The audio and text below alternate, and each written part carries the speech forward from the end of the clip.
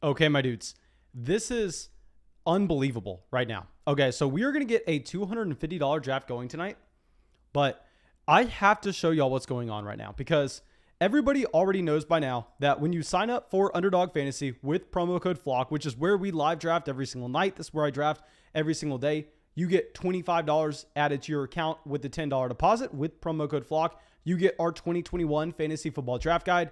You get our 2021 Fantasy Football Rankings. You get our tiers to go along with it, all of which are going to be consistently updated to the start of the season.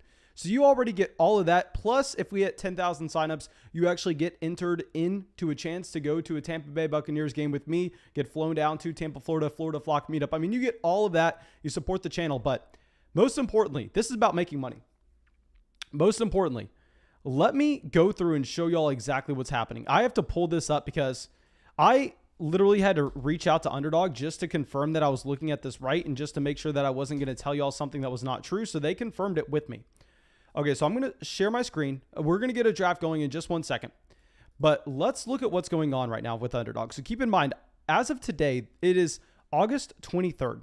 So if we look, so they offer 3 main, very large contests. So they also offer these private leagues. Most of the time we do private leagues. During the day, I do a lot of these regular tournaments. So with these tournaments, let me pull this up. So y'all see this prize is guaranteed, right? 3.5 million, 1 million, 500,000. Let's focus in on the big dog real quick because this is going to be a draft that we're doing tonight. And I have to show y'all this because it's literal free money. Okay, so we go through, there have been 718 entrants so far to this. And this has been going on for a while. It looks like way more people, like there have been 68,000 people entered into this in like the last week. Way more people have been doing the $5 draft, the $25 draft. But this one in particular, it looks like this one's not going to fill. And what that means is that means that this prize pool right here, where y'all are looking at this 525,000 in prizes, with this not filling, that doesn't mean that that gets smaller. No. That stays the same. That's guaranteed. Underdog is putting up that guaranteed no matter what. So what this tells us is with only 719 people entered with $250, let's do this exact math right now. So 719, just so I'm not going off the top of my head and looking like an idiot. Okay, so this is how much money's been entered into the prize pool. This is how much Underdog is getting out in this tournament. So there's still, Underdog is pumping up $350,000 into this tournament for free money for people to go through and play in it. So I thought I wasn't going to be playing in the big dog because I thought the entry fee was a little too high for me. But to be honest, it looks like there's so much free money up for the taking that we're going to enter into these. Okay, so first let me get out the link over on Patreon for everybody to get into this draft. Then let's get over to this draft room and we're going to get drafting in just 1 second. But after this $10 draft, we're getting a $250 draft going and it's going to be exciting. It will be very exciting. Let me go through, give a big shout out to everybody coming out to the live stream right away. Okay, so we got Mad, Alex, JM, Josh, Luke, we got Noah, Matthew, Alex, Spack.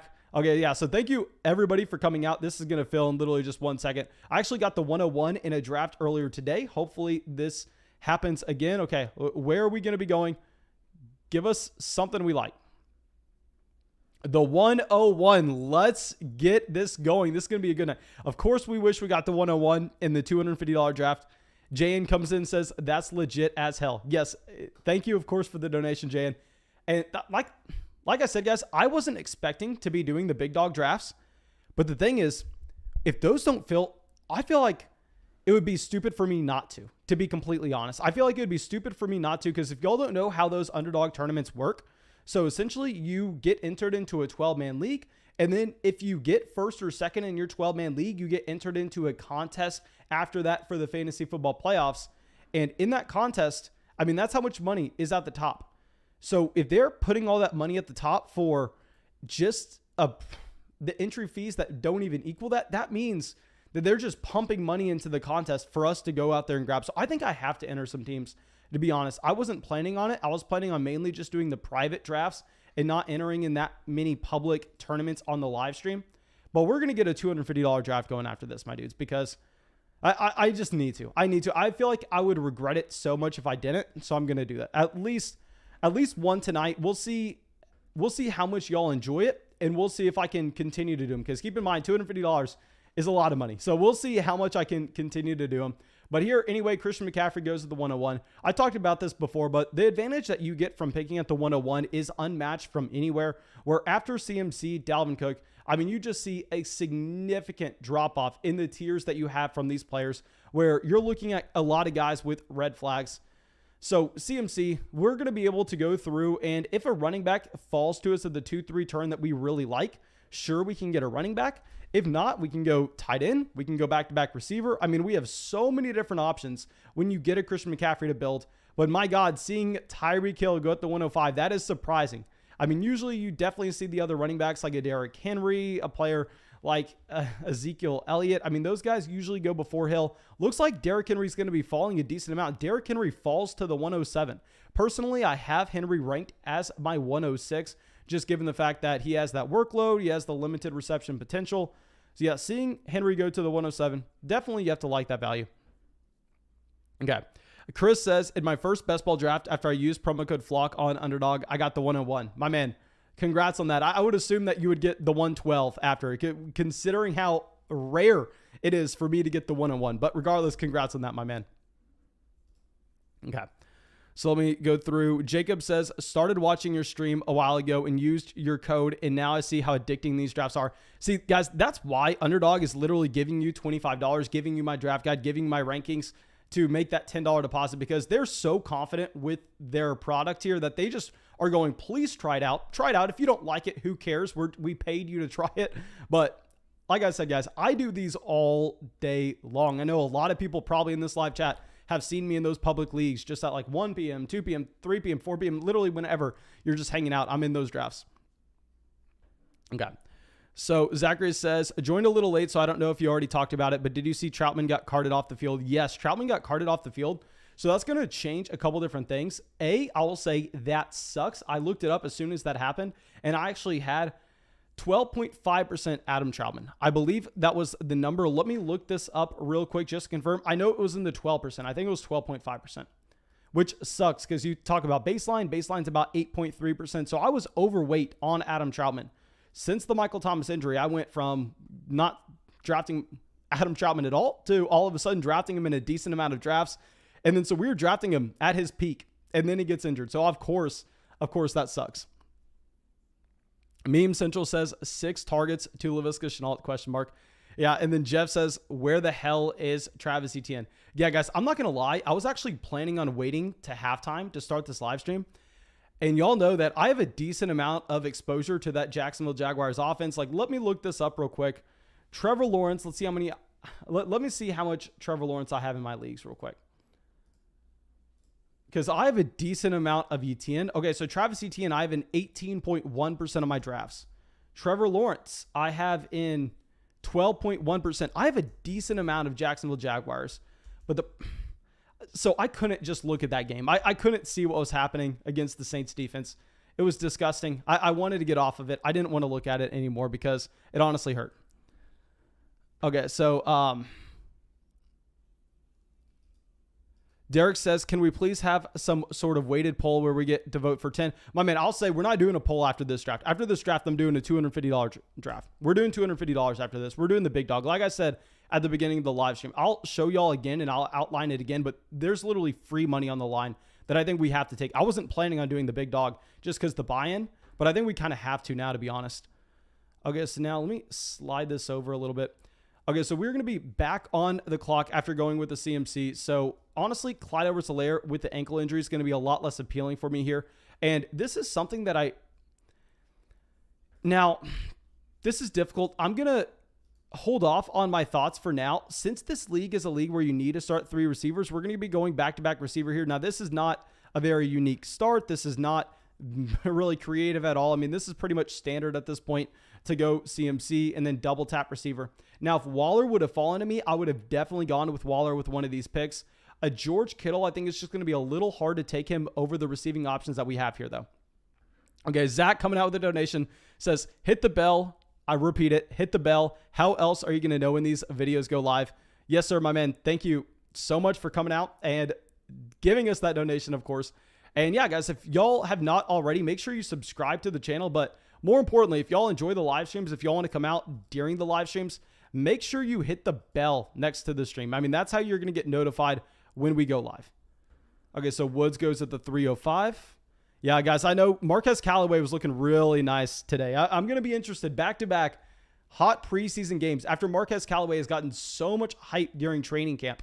Let's see where Callaway goes in this draft. It's going to be intriguing. Also, Adam Troutman getting injured.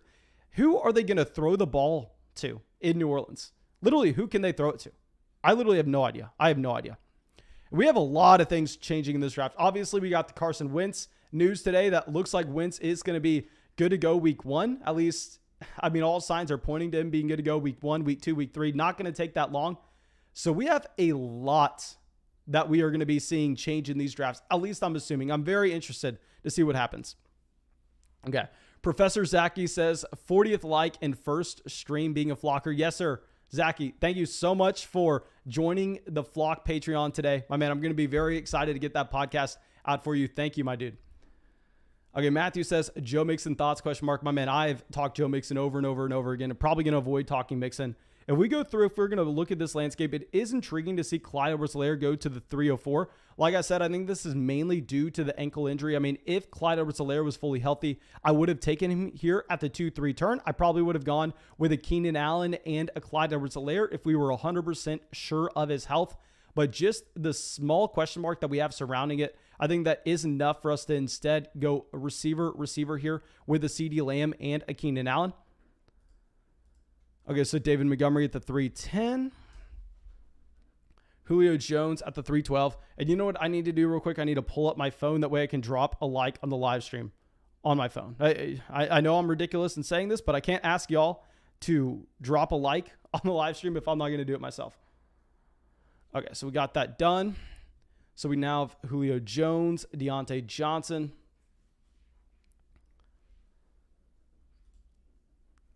So I'll say this is very interesting to see both Julio and Deontay Johnson go over some of the other wide receivers on the board.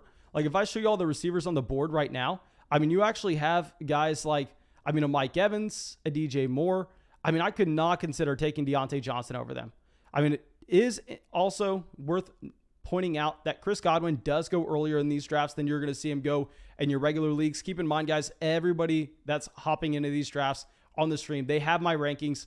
They have my draft guide. So a couple players that I think were really aggressive on, like Chris Godwin, you are going to see him sliding up draft boards. So now Mike Evans falling all the way to the 405. I'll say I like that Mike Evans value. A big reason why I say you can't draft Mike Evans is because usually you see him go ahead of guys like Godwin, Amari Cooper, Cooper Kupp. But if he's sliding back here to the 405, I think that's a completely fine draft pick.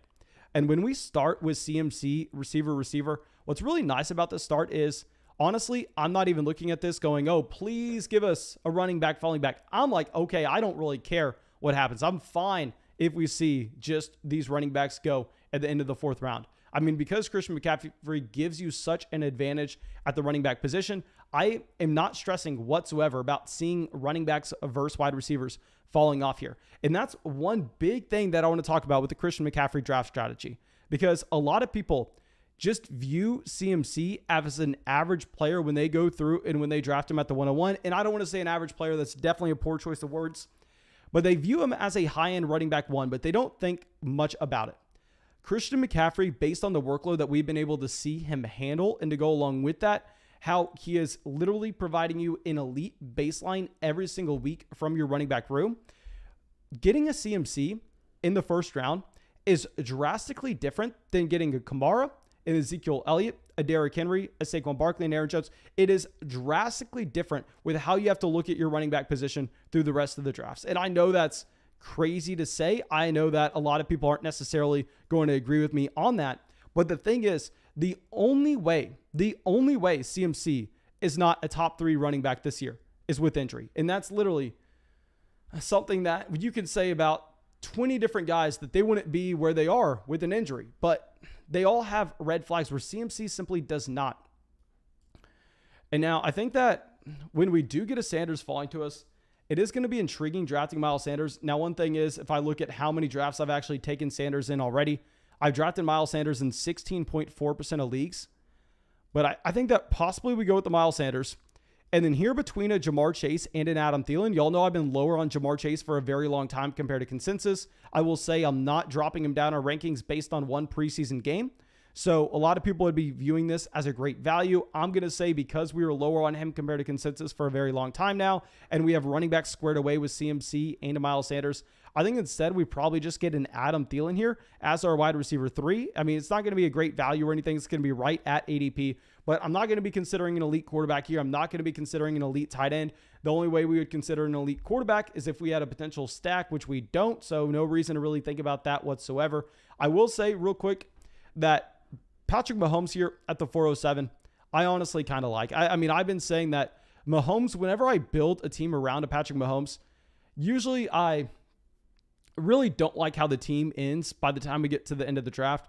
But at some point, you have to look at Mahomes and say, you know what? He's too good of a value here. And I think this is probably about the pick that you get to with the Mahomes at the 407. Now, Travis Etienne goes to the 503. And like I said, guys, if I pull up my exposures real quick, I have 18.1% Travis Etienne. I mean, I am so invested into Travis Etienne that it pains me to see what is going on in Jacksonville right now. I know it's just the preseason. Nick says Travis Etienne gets hurt. Chapman says Etienne gets hurt. Are y'all kidding me? What happens here? We were just talking about Etienne. Okay, this may be an emergency on the live stream. This may be an emergency. Guys, if you're watching this later on, we are live streaming right now in the middle of the Jacksonville Jaguars game. I'm looking up Travis Etienne right now on Twitter. Going to go to the latest tweets. Hopefully we have something about it. Oh my gosh.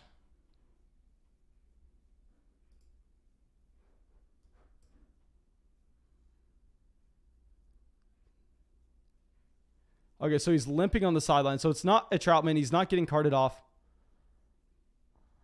I looked up Travis Etienne on Twitter, and one of the top results is just, at least one of the most recent tweets is Travis Etienne is balding. That's pretty funny.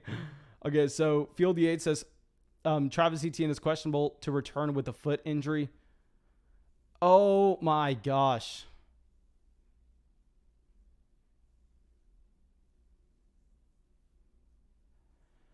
Obviously, I can't say too much on it right now. I mean, we really have nothing other than he's limping on the sidelines.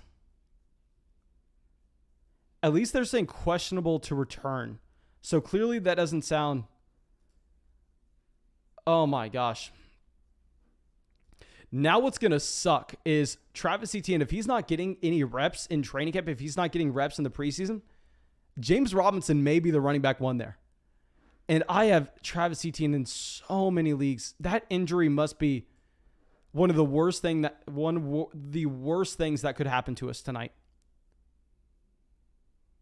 That is horrible, guys. Let me know in the live chat right now if you have Travis Etienne. Let me know if you have Etienne in your leagues, because y'all may see me cry on the live stream tonight. This may be an emotional live stream. This may be very emotional. And Unexpected Savage says, Darrell Henderson hurt his thumb today as well. Yes, I saw the Darrell Henderson hurting his thumb. Don't necessarily think we need to read too much into the Darrell Henderson injury. But... oh my gosh, I don't even know what to say here. I think we probably need to change the title of the live stream to RIP Travis Etienne. Okay, so we have Robbie Anderson, Odell, Laviska Shenault, Kenny Golladay going, just a wide receiver. Okay, let's get back to this draft. I'm sorry for throwing us off here, but Etienne getting injured is brutal. But let's get back to this draft and let's kind of recap what's happened. So we talk about this every single live stream, but this is no man's land right here. So I will say the more I think about it, the more I'm wanting to come away with one of these elite quarterbacks in this range. Like getting a Kyler Murray here at the 603 is fantastic. I mean, even when you don't have the DeAndre Hopkins, if you get Kyler in the 6th, I'm going to be completely fine with that selection. I think that's a great selection, to be completely honest. Because, I mean, what else are we really looking at? Now I will say, can we put Kareem Hunt in bubble wrap? Can we just have Kareem Hunt not playing at all this preseason? Because if I pull up the other running back that I have in 18.1% of my leagues, it's Kareem Hunt. God, that is brutal. That is brutal. Steven says he has 26% exposure to Travis Etienne. And then Colton says he has 12% Travis Etienne. That is disgusting. Let's switch this back over. Let's try to avoid that. Hey, the bright side of it is in this draft, we did not take Etienne. We took Miles Sanders. Okay, we took Sanders here, so we can live. We can keep on going. So now at the 6-7 turn, so we have a very balanced start so far. Now, clearly there's going to be maybe a need for us to push running back just slightly, or even push tight end in this draft with the injuries that we have seen today. Maybe the landscape gets a little thrown off. So Wanted Alex got in this draft. Happy to see him out here. He goes, okay, so Wanted Alex, he actually took Travis Etienne in this draft. Brutal. Okay, so we are on the clock, though.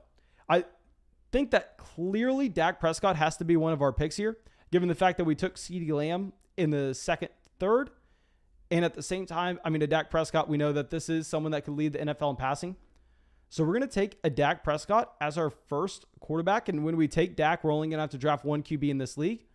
And then beyond this, the problem is Deebo Samuel, I have him so much lower than this in my rankings, but if we're going to be drafting this many leagues, I kind of have to take him in some, and I'm not taking him at all in the public drafts. I would actually prefer a Chase Edmonds here, but going back to the strategy of this build, well, a Myles Gaskin, a Chase Edmonds, maybe a better value. You know what? We're actually just going to go Gaskin. We're just going to go Myles Gaskin. I think that just having to take a Deebo Samuel there would have been gross. And we got 3 wide receivers on this team already, so we're not having to really push the position. Maybe it's a wasted pick with a Myles Gaskin almost in the guys that we went out there and got before him with CMC, Miles Sanders. But yeah, we're going to get a Myles Gaskin at the 701. Okay. So Jayan says, I don't know who needs to hear this, but stop overreacting to the preseason. My man, we can overreact to an injury. I mean, an injury is a big deal regardless if it's the preseason, training camp, or just the regular season. Jimmer says, I have 41% Travis Etienne and 50 Best Ball Mania drafts. I will say, guys, you do not want, I mean, if you're going to be playing in that many leagues, you really don't want any player above 20%, to be honest. I mean, if I pull up my exposures right now, I have one player over 20%, and that is Josh Jacobs. I have a lot of guys in the 15 to 19% range. Guys like Adams, Parker, Hunt, Etienne, Godwin, Fuller, Sanders, Ferksker, Moss, Jamal Williams, Jalen Hurts, Allen Robinson, McCole Hardman, Odell Beckham Jr. But you don't want anybody like 40% of your leagues. That's too much if you're going to be playing in that many leagues. Zachary coming out with a donation says, Etienne will most likely be ready by week 1. Listen to Jayan and don't overreact to this minor injury. Hopefully. I'm just reacting to what y'all are giving me in the chat right now. Okay. So let's put this down a little further. Yeah, let me switch the title of this stream real quick.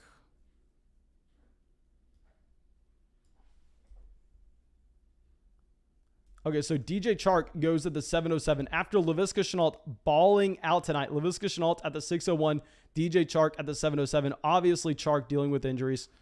I'm dealing with the finger injury.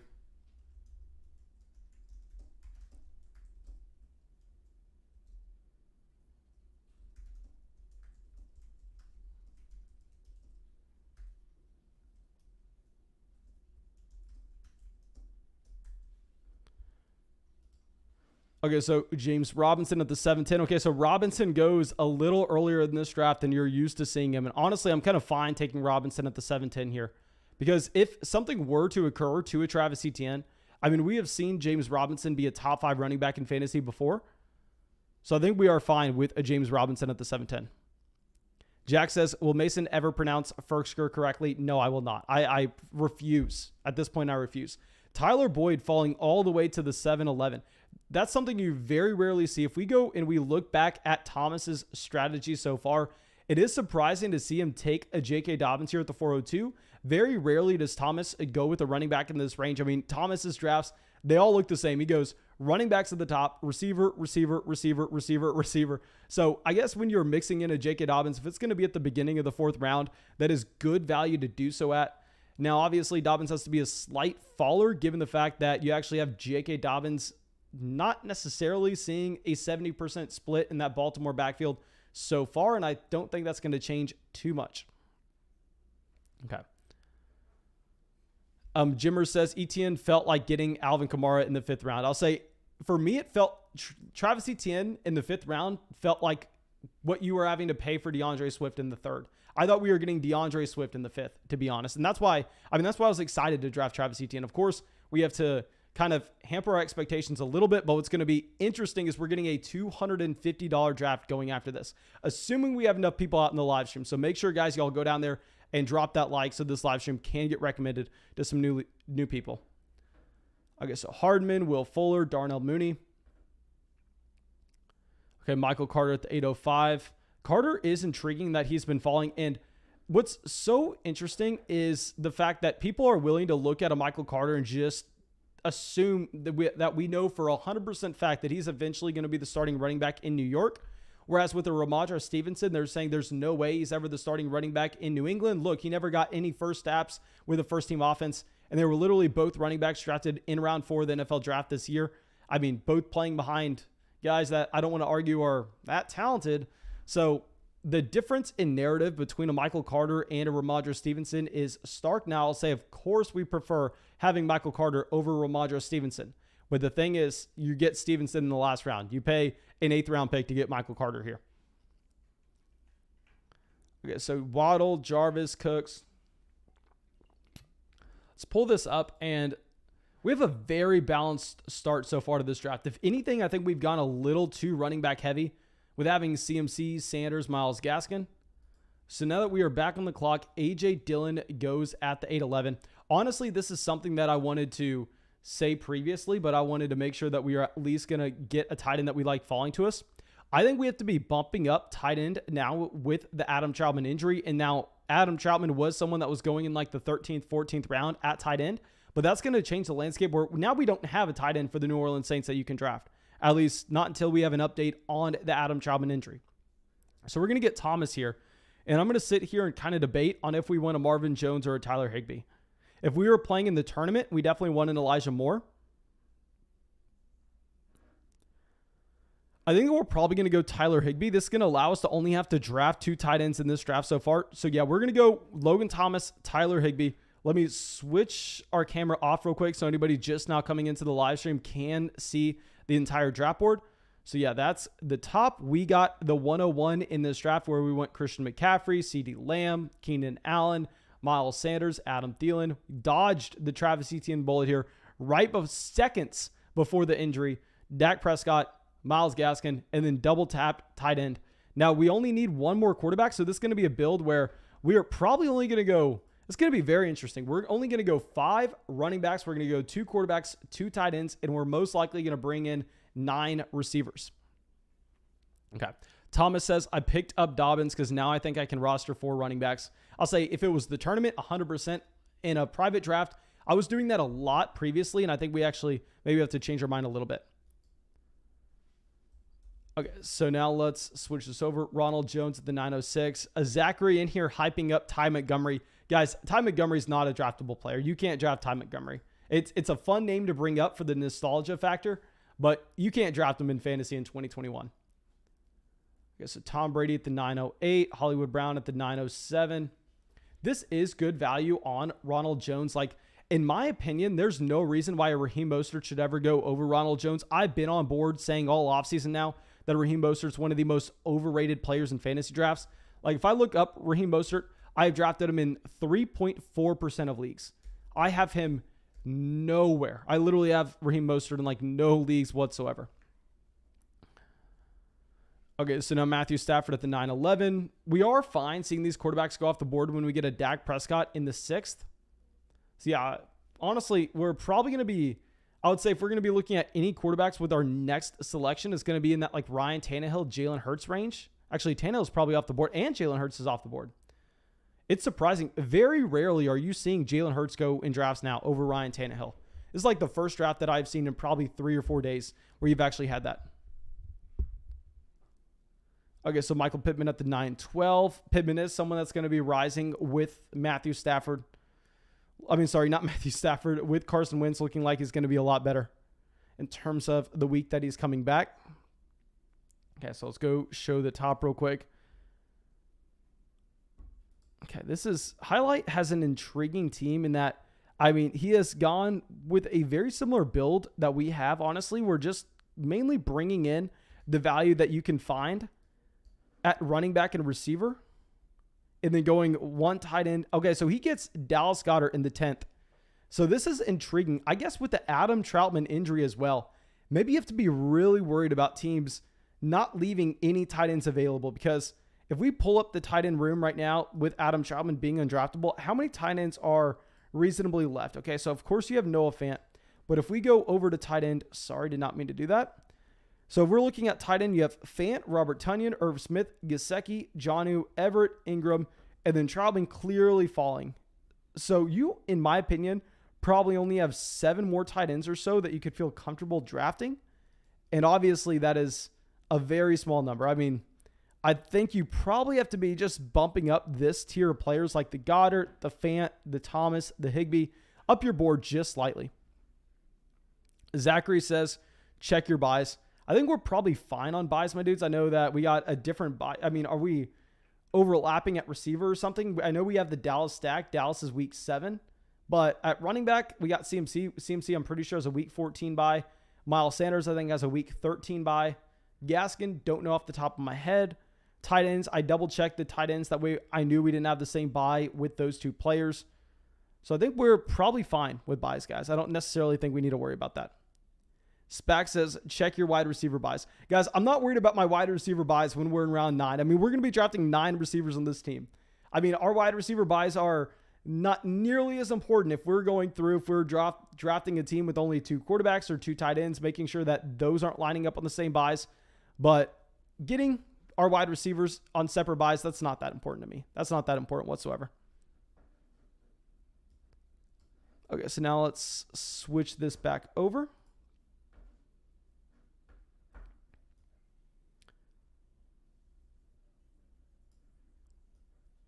Okay, so the 10-12, this is the furthest that I've probably seen Ryan Tannehill fall in a very long time.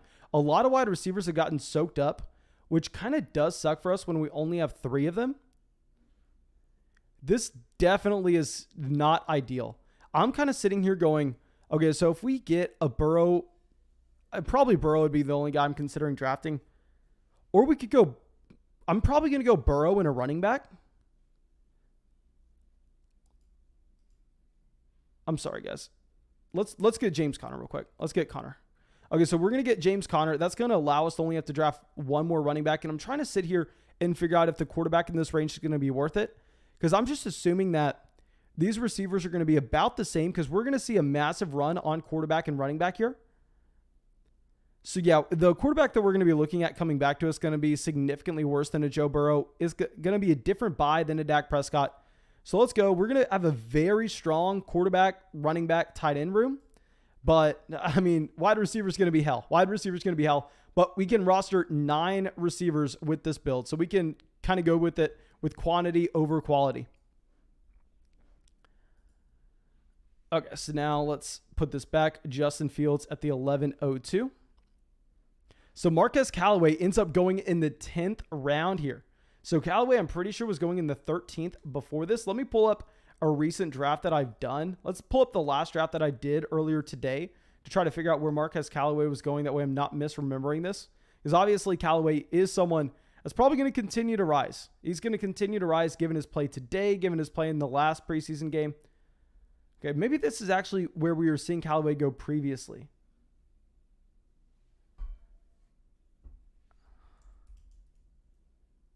Marquez Callaway went at the 16:02 in the draft that I did earlier today. Actually, no, that was a long time ago. I'm looking at the wrong draft board. I'm looking at a really bad draft board. That is my fault. Let me go to one of these recent ones. Oh yeah, so this is the last one I did today. This team actually had a Christian McCaffrey build.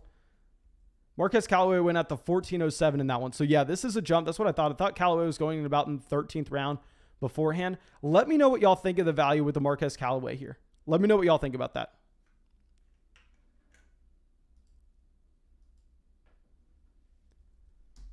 Okay, so Melvin Gordon at the 11:09. So it does suck to see receivers still going off. I mean, the last thing that we want in this draft at this point are receivers to be going off the board. So seeing Bryan Edwards, seeing Jacoby Myers get drafted definitely does hurt us. Maybe it's kind of making me regret that James Conner selection. I just assumed that the tier running backs like a Devin Singletary and all those guys, they were going to be long off the board by the time we got back up in the 12th round. Irv Smith makes it to the 11-10, which is very intriguing considering the Adam Trautman injury. I really think that we do have to be bumping him up. Jan says Marquez Callaway just went at the 303 in my puppy draft. That is ridiculous, my man. That is crazy.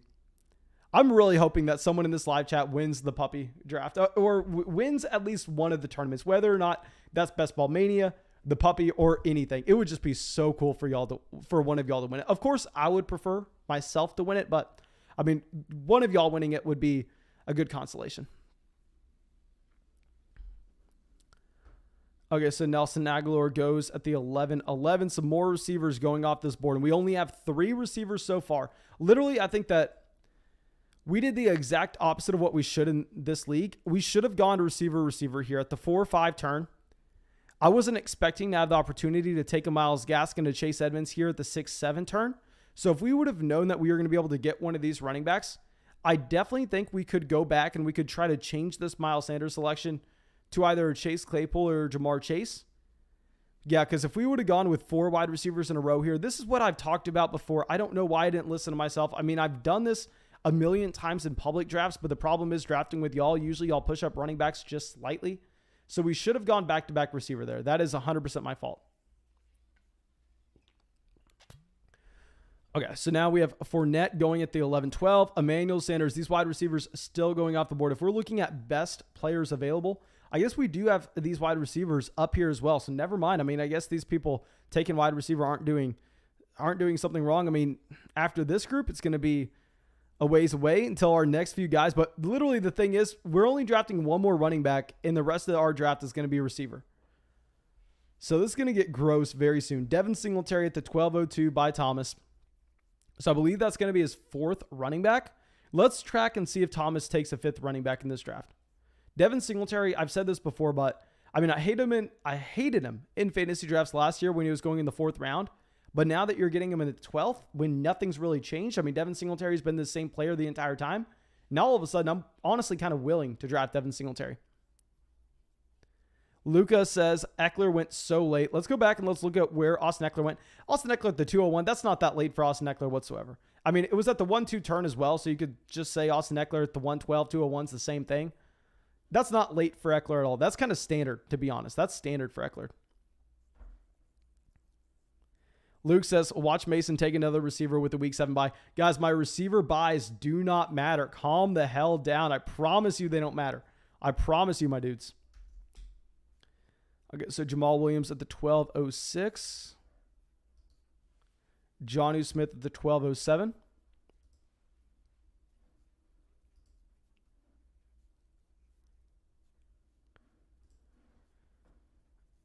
Come on, get us some receivers falling back. It is intriguing to see Jonnu Smith go out of the entire group of tight ends that are still available. And I know I'm kind of talking out loud here, talking about these tight ends. To be completely transparent, I can't take another tight end in the rest of the draft after we go with Tyler Higbee and Logan Thomas back up here. If we would have known that we would have had some of these options falling back to us in the 12th, possibly we would have gone with either a Marvin Jones or an Elijah Moore over Tyler Higbee, but it is what it is at this point. Okay. So now that we are back on the clock, we can't look at quarterback or tight end. We're done at quarterback and tight end. Literally, the only place that we can go is either going to be wide receiver or running back. And I think that we possibly have to go back-to-back receiver here. So with the injury to Adam Trautman, I know Marquez Callaway has the big day today, but do we have to possibly move up Traquan Smith again? Just going, who the hell are they going to throw the ball to? I mean, this offense could be really ugly. We're going to take Traquan Smith, though. We're going to get Traquan Smith and then probably Randall Cobb or Sterling Shepard as our next guy. So we don't have any options to go through and stack this next wide receiver slot. And we're just trying to bring in bodies. Now, for anybody asking, Traquan Smith, wide receiver 6 bye. Just checked for y'all. So I think there's right neck and neck for me. Let me look up who I've drafted more of so far.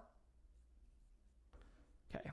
We're actually going to go with a Sterling Shepard. I'm almost 1,000,000% sure we have less Sterling Shepard than we have Randall Cobb so far. So let's go with Shepard, just looking for guys that are going to be running routes, getting targets.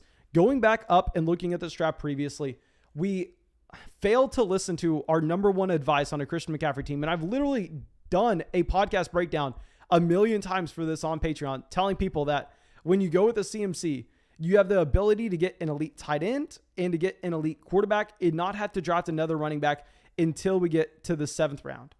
And I just thought that in this draft in particular, we weren't going to have these running backs falling to us at the 6-7 turn.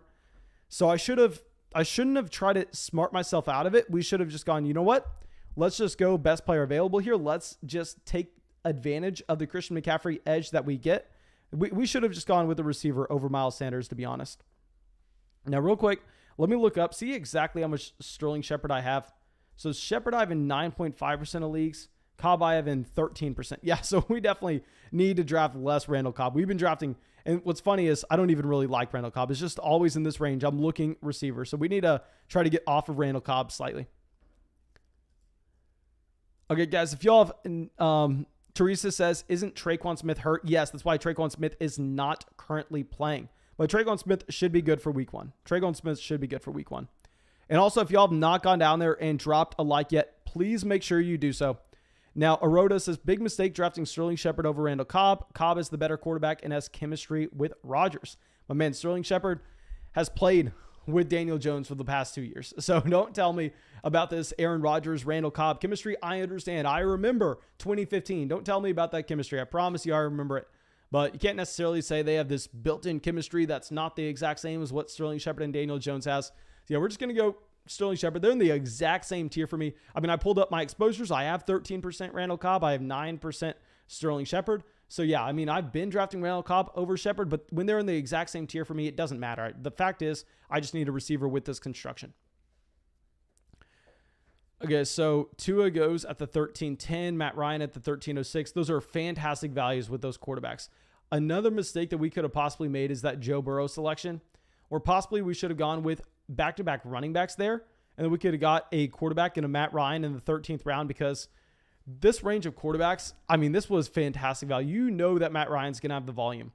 Okay, so after we see this tier of tight ends really end, Cole Kmet, Rob Gronkowski both get pushed up to this range. And this is what I was kind of speaking on earlier, just wondering how the landscape was going to change without Adam Troutman. I think this is possibly why we need to be raising up the tight end tier up here, just because you don't want to have to be the guy taking Rob Gronkowski or Cole Kmet in the 13th round at this point. So I think I'm probably going to be, okay, highlight takes Adam Troutman here at the 13-12. I don't know if that was an auto pick. I wasn't paying attention how the clock worked down. But yeah, you can't take Adam Troutman here. You cannot draft Adam Troutman at this point anymore. Maybe that was an auto. Maybe that was an auto. Hopefully when we get in a $250 draft after this one, I mean, people are auto drafting in that, because that would be fantastic. That would be fantastic. Okay. BC says, Darrell Henderson's thumb is an issue, ? Should I pass on him in the 5th round of my league? Personally, I would be passing on Darrell Henderson in the 4th, but if he falls to the end of the 5th, I probably would be fine taking Darrell Henderson there. If I pull up exactly how many leagues I have Henderson in, I have Darrell Henderson in 0.9% of my drafts. Now, keep in mind, these are on Underdog. I have him in a decent amount of dynasty leagues based on me buying him low last offseason. But with the Darrell Henderson, yeah, we have him in less than 1% of my leagues right now, and that's because he's been going in the 4th round. So if he starts to slip into the 5th, then I think we can start to consider him. Gavin says, my boy had to step out for a bit. Any critiques on the 110? Okay, so let's go. Let's look at the 110 real quick for Gavin. Okay, so Gavin came in, Aaron Jones, Stephon Diggs, completely fine with this turn. It would have been really nice to get Jonathan Taylor falling back to. Taylor at this point, I think is one of the best values you can have at the beginning of the 2nd round. Montgomery at the 310. I will say that I probably prefer the combination of Kupp and Carson over Montgomery and Lockett, even though Montgomery and Lockett are higher in ADP. So what the hell do I know? And then Robbie Anderson at the 510. This is the dead zone, so fine with it. Kyler Murray at the 603. Love that value. Robinson at the 710. If Etienne's injury is serious, of course that James Robinson in value is insane. It's hard to say that for sure right now, though. Will Fuller, Michael Thomas, Russell Gage, Irv Smith. Love the Irv Smith pick. Gabriel Davis, Tua Tagovailoa. I'll say you're probably done at QB, if I would imagine, when you go Kyler and Tua. And at tight end, you only have Irv Smith so far. So possibly you actually end up having to draft 2 more tight ends. Unsure, though. But I think that's an intriguing team so far. Okay. Yeah, so guys, if that Etienne injury is serious, you have to raise up James Robinson. And this is coming from someone who has been extremely aggressive in drafting Travis Etienne, and I've been fading James Robinson as I've truly believed that Etienne would be the running back that you wanted to own there. So it sucks for me to say it, but we have to be unbiased. I mean, I have to say, if Etienne's not going to get any more reps going into the season, that James Robinson probably going to be, did not mean to do that, sorry, my dudes, probably going to be rising up in rankings just because this is someone that, I mean, he's the one getting all the reps with the new coaching staff. That is definitely, definitely important. Okay, so wanted Alex back on the clock. I kind of have to keep my mouth shut on what we're going to be doing. So he goes Austin Hooper. Very intriguing. So he has 3 tight ends. He goes Kittle, Evan Ingram, and Austin Hooper when he only has Alvin Kamara and Travis Etienne at running back. So he is going extremely thin at running back. Jared Cook at the 14-11. So yeah, guys, Anthony Firkser's the next best tight end that's down there. Then you have Blake Jarwin, Zach Ertz. So it looks like you need to be raising up tight ends in your rankings. Now I think we go with a T.Y. Hilton here with the Carson Wentz positive injury. Now Paris Campbell's been someone that I've been heavily advising to draft earlier this offseason, but to be completely honest, now that we're seeing the preseason usage, it really does matter for players that are on the fringes of our roster like that with a Paris Campbell. I was making the argument that he possibly could have been the wide receiver 1 in Indianapolis, and now he looks like he could be closer to the wide receiver 4. Oh my God. We're not going to do it. I'm not going to do it. I want to take Paris Campbell there. I really, really do. I really do. That may have been a mistake. Let me know if y'all think I can still be drafting Paris Campbell in that range. I 100% would have if it wasn't for the last preseason game. And I don't want to overreact to the preseason, but he's running behind. Paris Campbell's running behind Zach Pascal right now. You have to take that into consideration. Sammy Watkins in a best ball format, we can see some spike weeks coming in. At the same time, we do have the injury to Rashad Bateman. We have the injury to Hollywood Brown. So Watkins getting signed for $5 million this offseason possibly does see a decent amount of usage. Let me know what y'all are thinking there with that selection. And wanted Alex, only 2 running backs so far with Alvin Kamara and Travis Etienne. So he goes with a Tevin Coleman at the 1503. And my God, Eric here has slammed running backs. Let's see what his draft has looked like so far.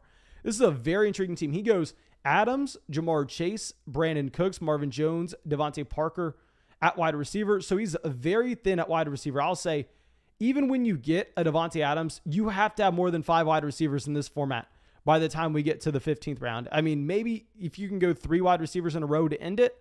But the problem is, I guess when you have Darren Waller, you're okay at tight end. Then at running back, Clyde Edwards-Helaire, Darrell Henderson, Mike Davis, Tony Pollard, Philip Lindsay, Alexander Madison. See, once you get to this point, I think taking J.D. McKissic over a receiver is just a massive mistake. I think that McKissic pick was really bad. When you already have 5 running backs, you only have 5 receivers. You have to start 3 receivers in this format. I most likely would have gone with a receiver there. Let me know what y'all think of me passing on Paris Campbell, because I really wanted to drop Paris Campbell. Y'all could probably tell that I wanted to drop Paris Campbell. Okay, so David Johnson goes at the 1507. And after this draft, guys, we're going to get a $250 draft going. So hopefully we can get this filled ASAP. And if y'all weren't in the live stream at the beginning, I'll show y'all why we are going to be doing these $250 drafts. I'm going to try to do them every stream. Of course, it's going to depend on how many people we can get out here and how many people want to join them with me. But, I mean, they're free money at this point. And I confirmed with Underdog to make sure I wasn't looking at it incorrectly, and they confirmed that I was right, that if these contests don't fill up, they're essentially just donating money to the league pot. And in this case, they're donating hundreds of thousands of dollars. So I think we kind of have to go for it. Okay, Jaden coming in says, how do I join the next draft? Thank you, my man. So the next draft, I don't know if you want to join it. It is going to be the $250 league. So once we end this draft, I will make the announcement when we are sitting in the lobby for the next one. And then y'all can just go through and join that one from there. It's going to be a public lobby. We can be maybe playing with a couple random people in there as well, which of course is going to be exciting. Again, Nicholas says, Mason, I pick at the 111 in a 12-man league with my buddies. I hate the draft position so much. I'm right there with you, my man. But I think if you're picking with your buddies, you're probably going to be able to take advantage of them. If you're picking at the 111 in a hometown league, I'm most likely going exactly what Thomas did here, to be honest. I'm going with 2 running backs at the very top. I'll probably go with Taylor at the 111 and then see who you get to fall back to you at the 202. And then from there, I'm probably going 3 or 4 wide receivers in a row, to be completely honest. I mean, I think that you can take advantage of your league mates in a league like that. Okay, so Sir Dilly coming out with a donation. Thank you, my man. Says, someone sent me a trade in a 10-team half PPR. They offered me Matthew Stafford, Noah Fant, CeeDee Lamb for Julio Jones and Lamar Jackson. What do you think of the team? Okay, so let me look at this closely real quick. I'll say we want Lamar Jackson and Julio Jones. So in a 10-man format, Matthew Stafford isn't going to be that exciting given the fact that you're really only looking at having an elite upside with your quarterback in a 10-man league. If it's a 6-point passing touchdown format, then go Matthew Stafford. But assuming a 4-point passing touchdown league, the advantage that we're going to be getting from a Lamar Jackson, I think that just kind of outweighs what we're going to be having with a bump up from Julio Jones to a CeeDee Lamb. So yeah, in a 10-team format, no offense, also not doing a ton for me. We're going to go with Lamar Jackson there. Lank Dog says, don't you have to wait till it fills? For the $250 league, the only reason I'm telling y'all not to go join that right now is because I don't want y'all to go join that lobby right now. And then by the time this draft ends, maybe, like I said, it's a public league. So I don't want that to fill whenever we are not in there. So I'm going to wait to kind of go and let y'all know to hop in once we get in there. Right? And I'll let y'all know how many spots are available as well. Okay, so Jericho says, hey, I used promo code FLOCK on Underdog Fantasy. My man, thank you so much for supporting the channel. Like I said, guys, when you use promo code FLOCK on Underdog Fantasy, you get $25 added to your account with a $10 deposit. You also get our 2021 Fantasy Football Draft Guide. You get our 2021 Fantasy Football Rankings and tiers that are going to be updated all the way to the start of the season. And you help out the channel a ton. So thank you, my dude. Thank you. Okay. So let me switch this back over here. So we're only running back and receiver from here on out. So we're going to have 3 more picks. One of them can be a running back. But when we have Christian McCaffrey, Miles Sanders, Myles Gaskin, James Conner, honestly, at this point, maybe I'd even be fine not taking another RB. But receiver, we have CeeDee Lamb, Keenan Allen, Adam Thielen, Traquan Smith, Sterling Shepard, T.Y. Hilton, and Sammy Watkins. Honestly, kind of regretting the fact that we ended up passing on our guy, Paris Campbell. I'm regretting it. Sammy Watkins, y'all know also, that's my guy. Sammy Watkins is someone, we literally had a Buffalo Bills Sammy Watkins jersey up in the old studio because how much I love Sammy Watkins back in 2014, 2015. But passing on Paris Campbell's tough, but I think that's going to be one of the rare instances where we kind of have to listen to what we get from the preseason. Okay, so Dwayne Eskridge goes to the 16-10 by Wanted Alex. Alex, my man, you need to start drafting running backs. You only have 3 running backs on this team. I think the Austin Hooper pick was most likely a mistake. I think you probably should have gone with Hooper over. I'm sorry, you probably should have gone with the running back over Hooper. Okay, so these are the best players available. Like I said, we're only looking receiver and running back.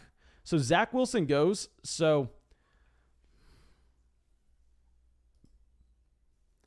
the thing is, James White is like the last running back in a massive, there's going to be a tier drop off. So if we pass on to James White, the thing is we are really soft at receivers so far. We're going to take Perriman here, and I'm going to try to talk myself out of going with the James White. But a big thing is all these receivers are almost the same at this point. And there is going to be a running back fall off. So let's just get James White. He actually lines up with the same bye week that we have with Miles Sanders, Myles Gaskin.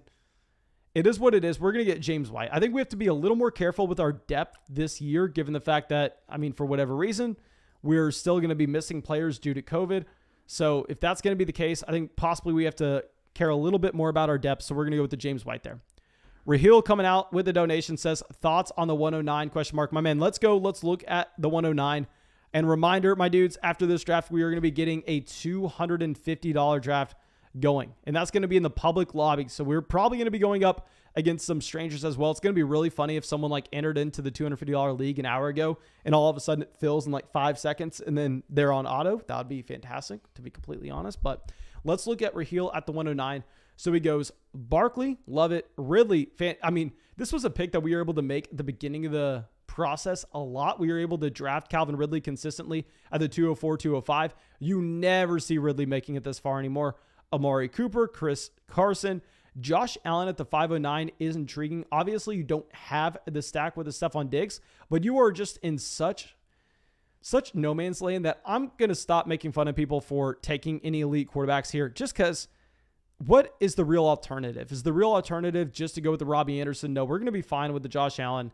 Then Kareem Hunt, Mike Williams, Darnell Mooney, Zach Moss. Love the Moss value. Love the Noah Fant value. I was surprised to see Noah Fant fall that far to you. Melvin Gordon at the 1109, Beasley at the 1204. What wide receivers did you take Beasley over? So you took Beasley over Perriman, Rager, Smith, Shepard, Cobb. I'm fine with it. It is so funny, though, just to see all these Buffalo guys going in the same range. It would have been intriguing for you to go with double Buffalo receivers with these picks, considering you had Josh Allen, but at least you got one of those guys. Gronk at the 1309. Not a massive fan of it, but we did see a tier drop off at tight end after that. And then after this, you get Derek Carr as your only other quarterback. Yeah, so I really like the construction that you had with the team. Okay, so Raheel says the 106. I am so dumb, my man. Raw. I don't even know I didn't check the name. We should have known you were Raw. Well, Chapman here with the 109. I'll say Chapman probably is one of the best drafts of the entire league. Let's go look at Raw real quick. Zeke at the 106. Love it. Mixon, get that volume. Terry McLaurin. Y'all know I'm not a big fan of Terry McLaurin. Mahomes, I am fine going with an elite quarterback there. It's just, personally, when I was taking him at the beginning of the fourth, I just really didn't like how my teams were turning out. Then Judy, no man's land with wide receiver, but where else are you going to go? Michael Gallup at the 607. Debo at the 706. Waddle. Ronald Jones. Robert Tonyan. Brian Edwards. Jonnu Smith. Matt Ryan. That was really good value on Matt Ryan. I know you take Mahomes. Usually when we take Mahomes, we want to wait extremely long on our second quarterback, but if Matt Ryan's fallen to you in the middle of the 13th, I do like it. Damian Harris at the 1407. Damian Harris is honestly someone I think has been a little overrated, and I think I've been at fault as well for going through and drafting him on my own. But what's the real difference here between like a Damian Harris and a Darrington Evans that you're getting 4 rounds later? So maybe we honestly prefer going with a receiver here. Maybe we prefer getting like a T.Y. Hilton to Sammy Watkins. There's also, I probably prefer, yeah, that's what I would definitely say. I think this Damian Harris selection is the only one that we can even nitpick. And saying that with Harris here, I mean, Damian Williams and Quez Watkins versus T.Y. Hilton and James White. I honestly probably prefer T.Y. Hilton, James White compared to Damian Williams and Quez Watkins. Obviously, Damian Williams has a higher ceiling given the fact that he is someone that could potentially assume a 3-down role in the case of a David Montgomery injury. I don't know how confident we are in saying that, however. So Damian Williams, let me look up how many leagues I've drafted him in myself, because like I said, I'm not completely getting by with the freebie and not drafting Damian Williams. I think we've been taking Damian Williams in some spots as well. More so, we just need a running back in the range, and Damian Williams is the guy staring at us in the face instead of us being fans of Damian Williams. So let me look this up real quick. Damian Williams, I have in 6.9% of leagues, so slightly below average.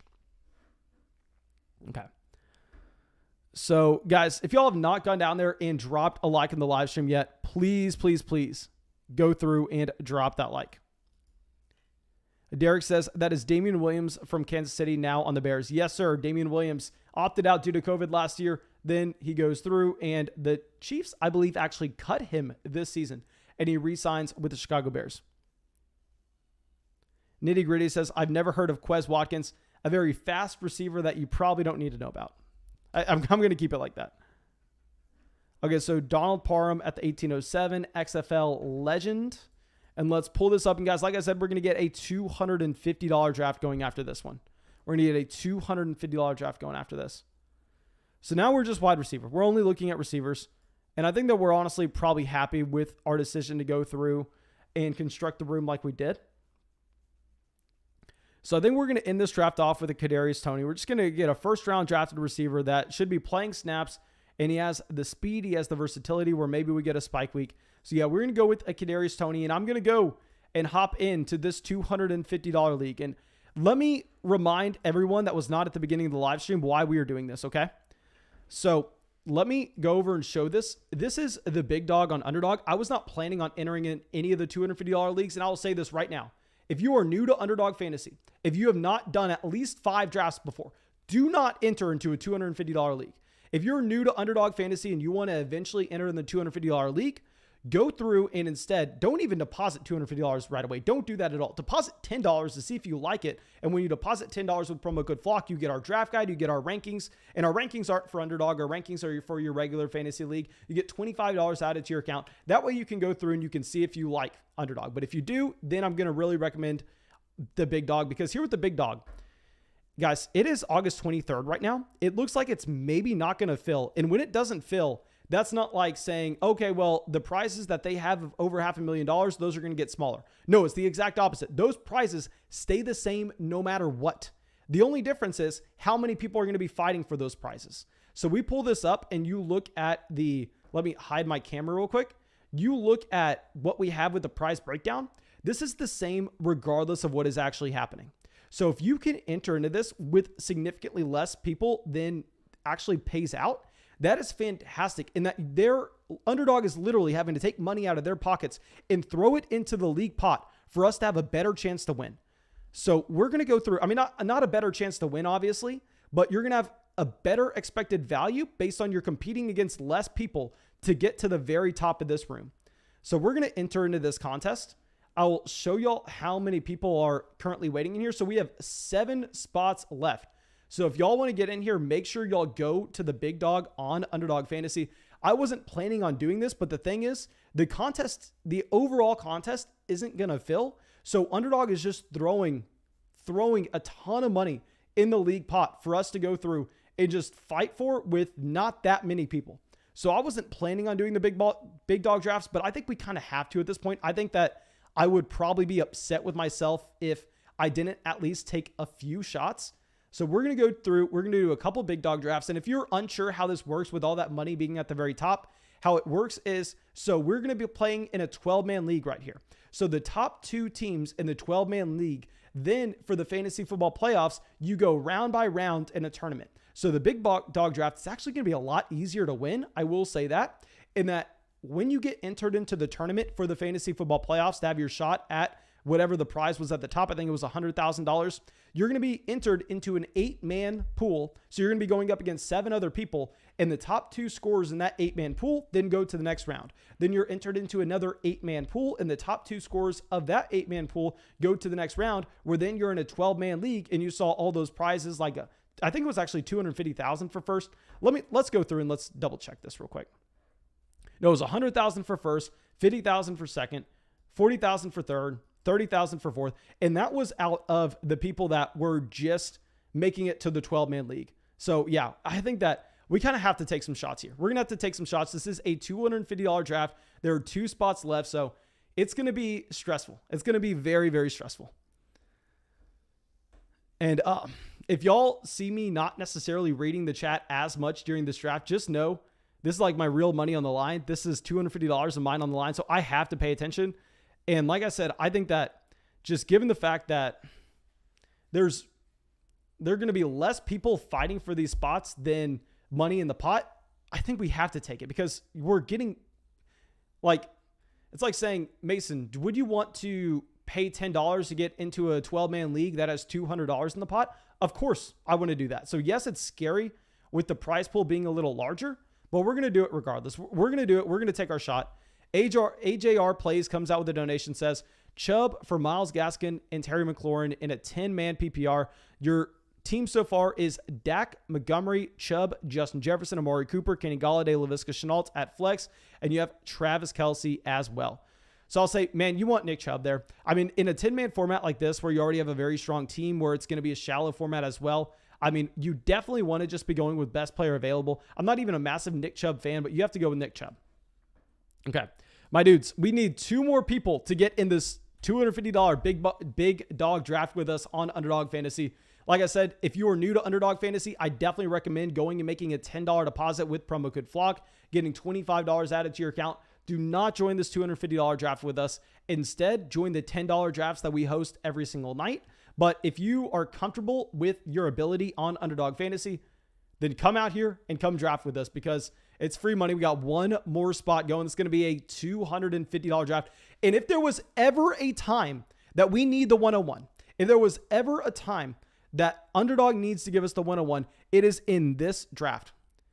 So please, guys, please go down there, drop a like on the live stream, bring some good luck in our direction. We need the 101. And I'll say, if you're going to join this draft, if you're going to pull the 101 for me, I'm probably banning you from the live chat. So don't join this draft if you kind of think that you're going to get the 101, because if you get the 101, you're never going to be allowed to this stream ever again. You're going to be banned permanently. You're not going to be allowed to type in the chat. You're not going to be allowed to join drafts with us. So don't get the 101 in this draft. This is our 101. We got the 101 in the last draft, which was a $10 league, but we got one more spot here. So I'm sure this is going to go in about 30 seconds. Okay, Chris says he has Callaway stashed away on his dynasty bench. Honestly, I don't have Marquez Callaway on any dynasty teams. So, my man, I'm happy to hear that you have him in dynasty. I have him in a few best ball, but I have him in no dynasty. Okay, so come on. We got one spot left, guys. Come. I already did the math. Like, let me go through. Let me show y'all again. So, the math on this. So, with the big dog, this is the math that we calculated and how much money Underdog is going to have to add to the league pot. So there's 724 entries so far with the $250 buy-in, and they're paying out $525,000. Keep in mind, you get money for getting first in your 12-man league, second in your 12-man league, third in your 12-man league, and then you get the ladders through just the tournament style as well. So that's how much money's been entered into the pot. Underdog is guaranteeing $525,000. Is that, yeah, that, no, we need one more. So as of now, that is how many US dollars Underdog is putting in additional to this pot. Okay. So one more spot. Jack says, how do you rank Kamara, Henry, and Ezekiel Elliott in a full PPR format? Jack, thank you so much for the donation, my man. And I'll say real quick, if you did not know, you can have access to all my rankings that are going to be updated until the very beginning of the season just by making that $10 deposit on Underdog Fantasy with promo code FLOCK. You get our rankings, tiers, and draft guide. But I'll say if we're ranking these three guys in a full PPR format, I'm personally going to be going with Alvin Kamara. And the first edition of our rankings did have Derrick Henry over Ezekiel Elliott. But based on the Elliott reports and just based on everything that we know with Derrick Henry and his limited usage in the receiving game for a PPR league, I actually moved Ezekiel Elliott up over Derrick Henry. All these running backs are in the same tier for me, but I go Kamara, Zeke, then Derrick Henry. I'm very low on Derrick Henry compared to consensus. Ryan says, what happens if it doesn't fill? Guys, it's going to fill. This is a public league. So even if someone doesn't join from this live chat right now, it's probably going to fill in. Just, there's a reason I haven't got another one going. Like, y'all know when we try to get the when we try to get the $500 league going, I mean, we ended up just setting up a new draft and we were like, okay, we'll just do a $100 league, yada, yada, yada. Whenever that didn't fill, I'm so confident that this is going to fill in just a minute or two. So Party Till She Saw It says, okay, real quick, Party Till She Saw It, we'll get it. Give me the 101. Drop a like on the live stream if you have not already. The 102. Let's go. Let's freaking go. My dudes, we are in here. The 102. This is what we wanted. This is what we wanted. Okay. We get an early drop pick. We are locking in Dalvin Cook here. Lock in Christian McCaffrey, Dalvin Cook. Okay, this is exciting. A $250 draft. I was dreading having to have the 107, the 108, the 109. I really thought that we were going to get it. I really thought we were going to. Oh my gosh. This is exciting, my dudes. This is going to be a great draft. Also, if y'all have not subscribed to the channel yet, make sure y'all subscribe. We live stream every single night, real money fantasy football drafts. Okay, Party Till She Saw It. I'm checking Instagram real quick. Okay, so you just sent this out. Okay, my man, it looks like, did you order a KJ Hamler jersey? Is that what that is? Real quick, let me get Dalvin Cook in here. Dalvin Cook. Hell yes. Hell yes. $250 draft. Locking in Dalvin Cook. Now, this is scary. We got an experienced, a very experienced drafter with us in here. So this means that they have played in like 500 or 1,000 underdog drafts before. They are a regular. They are a grinder. They probably make a living from this. So it's scary to see them at the 106. Now, I'm glad that they got the 106. And one thing that's different about the big dog drafts compared to the regular ones is this one's going to be a 20-round draft. This one's not 18 rounds. So that's going to change things slightly. But okay, this is a big deal. This is a big deal here, guys. Okay. So Party Till She Saw It says he ordered the KJ Hamler jersey. My dude. That's awesome. Okay, so let's Party Till She Saw It. My man, you should have gotten in this draft with us. I know you wanted to do the $500 draft. You need to at least get in. I think this is way better than when we tried to do the $500 draft that was going to be a private league, because Underdog wasn't adding any money to that league pot. Where these $250 big dog drafts, they're adding in the league money. They're adding it in. Party Toshisat says, I want to frame it and put it up in your studio, bro. My man, I would be very happy for you to do that. I will say, like I said, I'm not going to be able to put it on like these walls. I will send you a picture of exactly where I would put it. I'd probably put it on this little diagonal wall that's just off the camera. I'd be very happy for that, my man. Thank you so much. Thank you. Okay, so now we have the highly experienced drafter going with Derrick Henry at the 106. Jayan says, Shields are the worst drafters I've seen out in these. Hopefully we have that right here at the 106. Hopefully we have a bad drafter. I'm probably going to guess that he's going to be good, though. I'm guessing that he's going to be good. Okay, so we have Aaron Jones, Saquon Barkley, a very standard draft so far. I am interested to see how this changes with 2 extra rounds from a roster construction standpoint. I'd imagine that you're probably just going to be throwing more wide receivers onto this team. At least that's my initial thought process. Maybe we should have thought about it a little bit more. Luke says Shields suck at drafting. Well, if Shields stuck at drafting, they must do it a lot. They must do it a lot, my dudes. I don't know how they would be that bad. Okay. So Taylor goes to the 202. I mean, talk about an upside play. Going Barkley, going Jonathan Taylor at the 111, the 202. Very rarely are you going to see that kind of upside. And a big thing is what I like about these $250 big dog drafts is you don't have to kind of just be a mastermind. Like if you're entering in the big field puppy or the big field best ball mania, I mean, you're kind of having to just go, what is a team that nobody has ever constructed before ever? But you're only going up against a fractional amount of the teams that you would in best ball mania or that you would in a puppy draft. So here we can more so just be thinking, yes, we want to be a little unique, but more so we want to create a damn good team. And that's what fantasy football is about. So let's get this going. Okay. And I'm going to have to check the chat just less because I need to be on my A game. Like I got so much adrenaline going right now, my dudes. I'm on cloud 9 right now. Okay. So when we go Dalvin, we just got this practice in. We just got this practice in with Christian McCaffrey. I've done 2 drafts today where I got the 101. So getting the 211, this is going to be ideal as well. Now Goliath in here, he has the wiener dog. So the wiener dog's honestly a little scary as well. That's like one that you have to unlock. I don't know what you have to do to unlock the wiener dog, but it's not like ours where we just have the classic. See, the reason I chose this one is it looks like my dog. So even when we unlock the wiener dog and stuff, I'm probably not going to use it. Okay, so Najee Harris goes to the 208. God, I am shaking right now. So this team starts off Derrick Henry and Nick Chubb. Both picks behind ADP.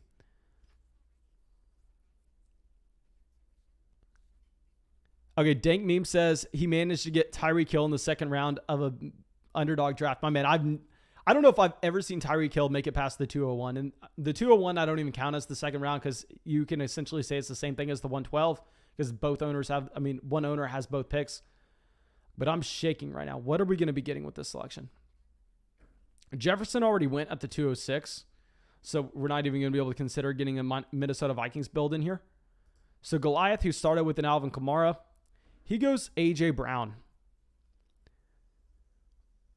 So just to be completely transparent with y'all, what I'm very worried about is these drafters that are extremely smart, they value the wide receiver position very highly. Like they're going to go through, I promise you, wide receivers in this draft are probably going to go higher than what we're used to in our private leagues. But I think when we get Mixon falling to us at the 211, we're going to be taking Joe Mixon. We're going to take Mixon at the 211. We're just going to lock in 2 running backs here that have an insane amount of guaranteed touches. 2 3-down running backs, both drafted in the 2017 draft class. Joe Mixon out of OU, Dalvin Cook out of FSU, both drafted in the second round out of that 2017 class. Thank God we get a receiver falling back to us. Thank God. Between CeeDee Lamb, Keenan Allen, I know Lamb is higher in ADP. Personally, I think I kind of want to go Keenan though. Yeah, we have Keenan higher in my rankings. We're going to care a little bit less about ADP here, and we're going to kind of put up or shut up. We're going to go with our rankings. We're going to go Keenan Allen. We're not going to completely ignore ADP in this draft, but But since this is a $250 draft, I'm going to be a little less worried about my exposures, and I'm going to be more worried about getting players that I like. Let's get Keenan Allen in here at the 302. And my dudes, this heart is pumping. If y'all have not dropped a like right now, if y'all want to see more of these $250 drafts, make sure y'all drop that like and make sure y'all subscribe to the channel. And like I said, guys, when you use promo code FLOCK on Underdog Fantasy, you get $25 added to your account. 2021 fantasy football rankings, 2021 fantasy football tiers. And to go along with this, you get our draft guide, our Dynasty Rookie Draft Guide, hundreds of pages of information. And it helps the channel out tremendously. So make sure you use promo code FLOCK on Underdog Fantasy. And just make this partnership worth it, because I'm spending $250 in the draft right now. Maybe we're on the streets sometime soon. Okay. So let me know what y'all think of me going Keenan Allen over CeeDee Lamb, but this is kind of what I'm saying. I'm so happy that we see the Christian McCaffrey team here decide not to go double receiver, because I was really worried when we went with the Mixon. I'm worried that these drafters are going to go heavy receiver.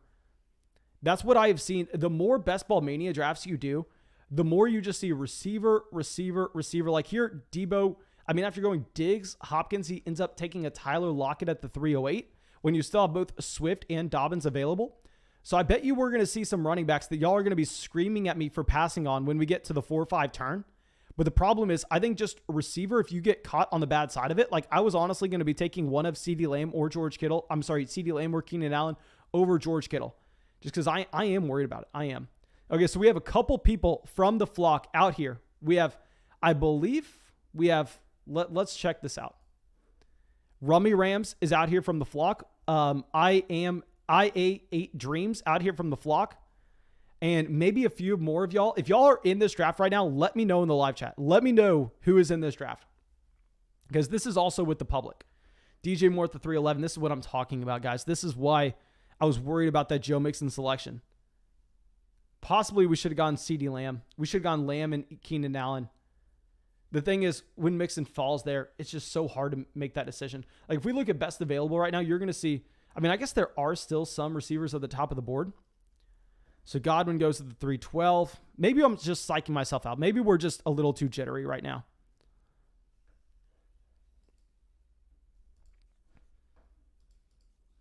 Okay, so Noah says that's the highest I've ever seen Cooper Kupp go. So Cooper Kupp going at the 307. I'll say if you look at the receivers in this range, usually you don't see him going over a Robert Woods. But outside of that, he's usually going right after the tier of Amari Cooper, Terry McLaurin. So really the only guy he jumps over is maybe Mike Evans, Robert Woods. So Chris Carson goes. Honestly, I kind of want to see these running backs go off the board. I kind of want to see Swift and Dobbins go off. Like a Jamar Chase at the 402 to Rummy Rams over DeAndre Swift. That's how crazy these $250 drafts are. That's how crazy this is going to be, my dudes. Like, buckle in. This is a league where you have to start 3 receivers. I'll say Jamar Chase over Julio Jones. I cannot get behind that. Even if you're talking about just going through and trying to get a unique team, I actually got Jamar Chase at the end of the 5th in a draft earlier today. Party Touch Sauce says, flock up. Congrats on 31,000 and getting the 102. You're an inspiration. You and the flock team are what I look forward to all day. Stack and check the buys. My man, thank you so much, of course, for all the support coming out to all these live streams and the KJ Hamler jersey. It's going to make this studio look real nice. I currently have all the other jerseys packed away in the closet, but maybe we'll go through and maybe I'll get like some stuff set up. I'll say this room's a little intriguing with how it's laid out, but okay. After this, we got Dobbins, Montgomery going off the board, T Higgins to the 407. God, I don't even know. Let's stop looking at the board. Let's try to figure out where we're going to be going. The thing is, if Mahomes falls to us, do we take Mahomes? After vowing to be done drafting Patrick Mahomes, especially on a team where we don't have Kelsey or Hill, we probably would go with the Mahomes, to be honest. Deontay Johnson at the 408. Because how many teams would have the combination Dalvin Cook and Patrick Mahomes? I would assume very few. Very, very few. Adam Thielen at the 409.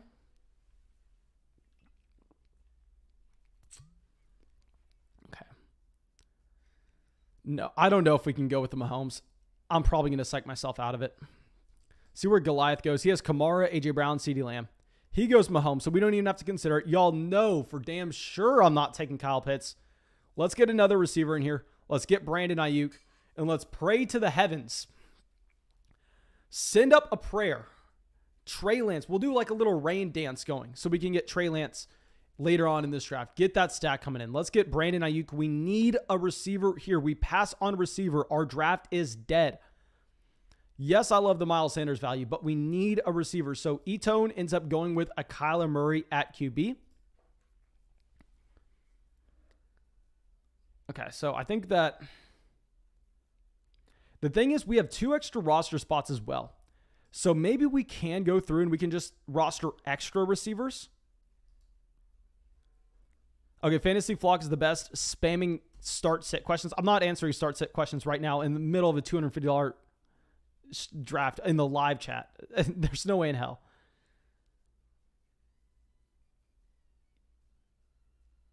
Oh my God, am I going to do it?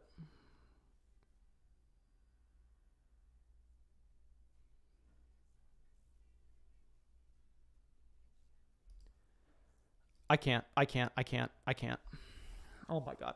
I came this close to drafting Kyle Pitts. I should have, honestly, I probably should have. Oh my God. Y'all do not know how close I came to drafting Kyle Pitts.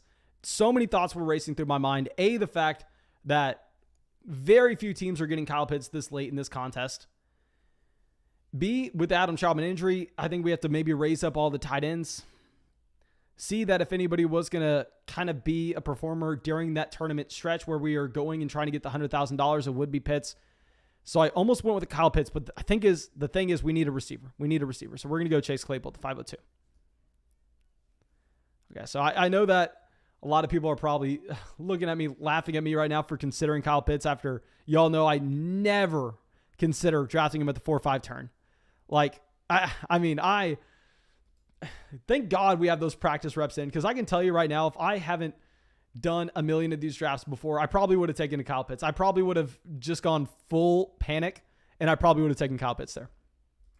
And guys, if y'all are not dropping a like on the live stream by now, what do I have to do to get y'all to drop that like and subscribe to the channel? Nobody is providing content like this. So make sure y'all go through. Make sure y'all drop that like. Okay, so Travis Etienne goes to the 505 after the injury. Okay, so that is very intriguing to see Travis Etienne go there. To be completely honest, I've been drafting Travis Etienne there all offseason, but after the injury, if we don't have clarity, I probably can't take Etienne there, to be honest. I probably wouldn't. Now, Josh Allen at the 506, Mark Andrews at the 507.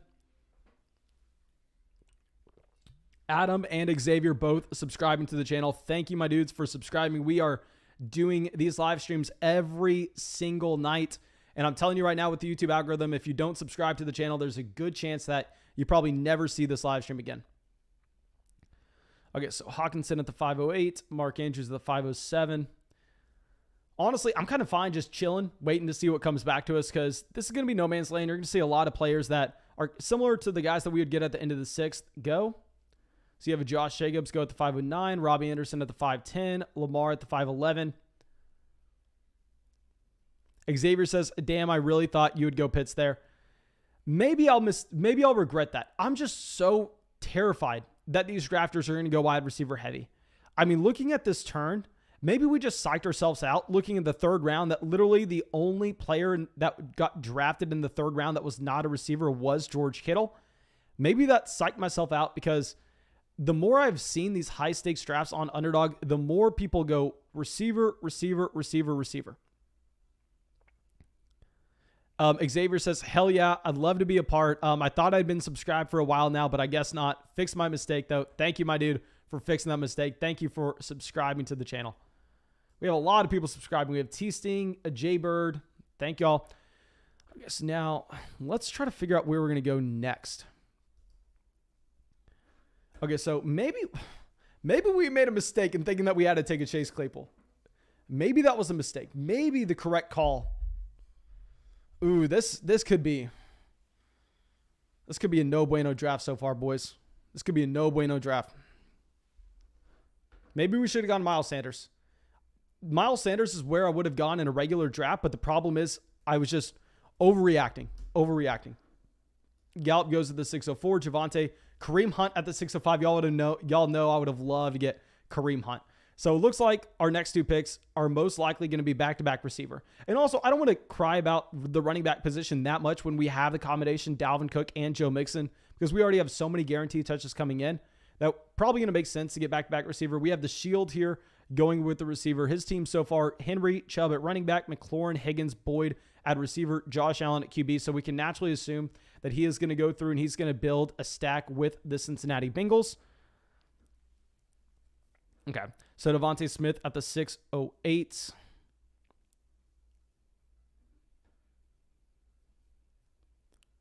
Yeah, I see people in the chat saying we're going to go for Trey Lance later. We're going for Trey Lance later. I mean, we're probably going to do a little rain dance after these next two picks just to protect our man Trey Lance to make it back to us at the 8-9 turn. That's probably what we're going to have to do.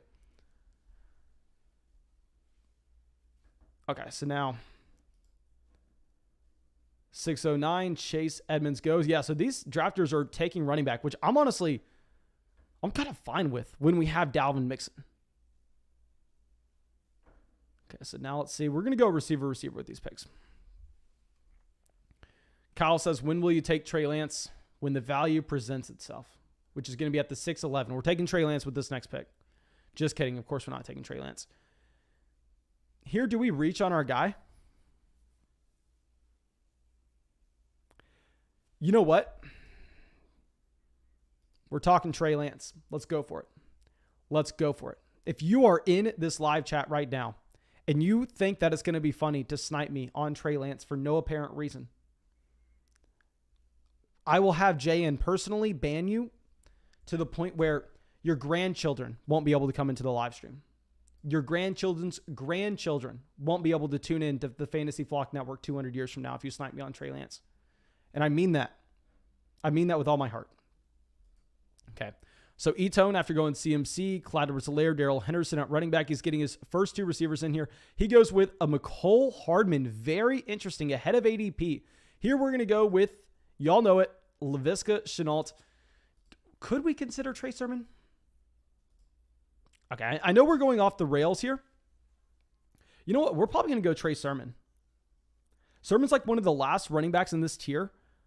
We do have 4 receivers in this team so far. We're going to get Trey Sermon here. We're going to go Sermon. This is the Trey Lance team. Oh, dear Lordy, guys. Look at how this is shaking out. Brandon Ayuk, Deebo Samuel, Trey Sermon. Oh, if only we would have got Kittle. If only, of course, we get Kittle. That's complete overboard. But let's bring in Trey Lance. Drop a like on the live stream right now to protect us to get Trey Lance later on. Like, I'm almost in tears right now just thinking the idea of Trey Lance going, but by the time we get back up on the clock, I'm almost like, y'all are about to see me cry just thinking about Trey Lance potentially get drafted, because if Trey Lance got drafted, our team is dead, because there's no way that this team is any good without Trey Lance being good. Oh my gosh. Okay, so also, guys, thank you all for coming out to the live stream. Like I said, we draft on Underdog Fantasy every single night. Underdog Fantasy at this point with those contests that it doesn't look like they're all going to fill. Best Ball Mania, the Puppy 3. I mean, Big Dog, it looks like there's a real chance that if you go through, deposit $10 with promo code FLOCK, get our rankings, get our draft guide, get our tiers, get $25 added to your account. You're also going to be entering into some contests where Underdog is throwing extra money in the league pot based on the amount of entries that are going to be in there. So definitely take advantage. Like, now is the time to be drafting on Underdog Fantasy. Now is 100% the time. Okay. So now we have a massive run on receivers here. So Myles Gaskin making it to the end of the 7th, the beginning of the 8th is massive. I mean, I think Myles Gaskin making it to this point is almost ridiculous, to be honest. I would be happy to draft Myles Gaskin at the end of the 7th round. Adam says, is Underdog available in Canada? Yes, I think the app may not be available, but I know that it's available online. We have a lot of people that draft with us from Canada. Okay. Xavier says, might as well get you some 49ers jerseys to start wearing. I'm not lying. I've literally thought about ordering a Trey Lance jersey just because y'all know there's been nobody higher on Trey Lance than me pretty much all summer. So I've definitely thought about getting a Trey Lance jersey. Okay, so Tyler says, I'm going to do a Best Ball Mania. This is killing me. I need to go in one. Yeah, guys, I wonder if Best Ball Mania is going to fill as well, because I already did the math and I showed you all in the Big Dog that I'm confident that Underdog is going to throw in probably a good amount of extra money into the pot. I wonder if Best Ball Mania is going to be solid to fill. Let me look it up real quick. Okay. Let me go through and let's just look up an Underdog lobby. I want to see how many entries are left in a Best Ball Mania. So Best Ball Mania has 30,000 entries left, and it closes on the 9th. It still has 25% of its Underdog, maybe throwing some extra money into Best Ball Mania as well. The puppy fills very quickly. I think the puppy probably, yeah, I'd imagine that the puppy doesn't have a problem filling. At least I don't know. Right now it is 31% filled. Okay, but now let's get this going again. We are about to be back on the clock. We have a massive run on receivers between our last two picks. Okay, so let's look at this here. It's Corey Davis at 807. There are two guys that I have in mind for these next two picks. There are two guys I have in mind. We have a couple backup plans going in the head real quick, but I think I really know that. I think I know where we're going. I know where we're going.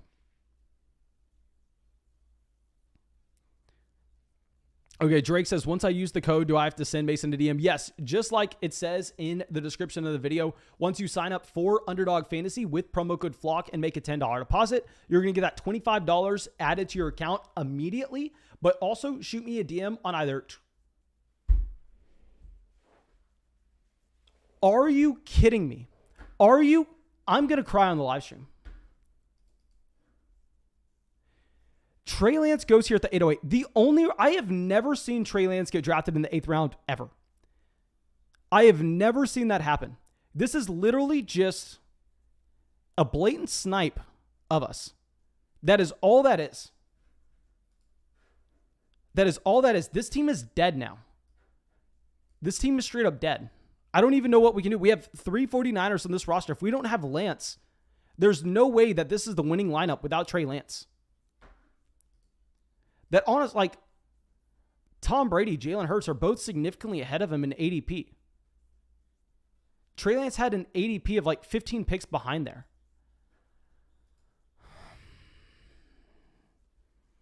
Guys, the price of me going through and doing these live streams, of course that snipe isn't happening if I'm not live streaming it. Y'all better be showing some love for this stream. Y'all better be dropping a like. Y'all better be using promo code FLOCK on Underdog Fantasy. Better be at least considering joining the Patreon Flock. Because my God, the price of me live streaming just cost us $250. That is.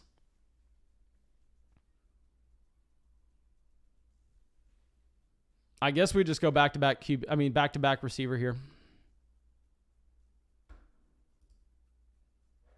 Oh my gosh. Yeah, we're going to go Michael Pittman.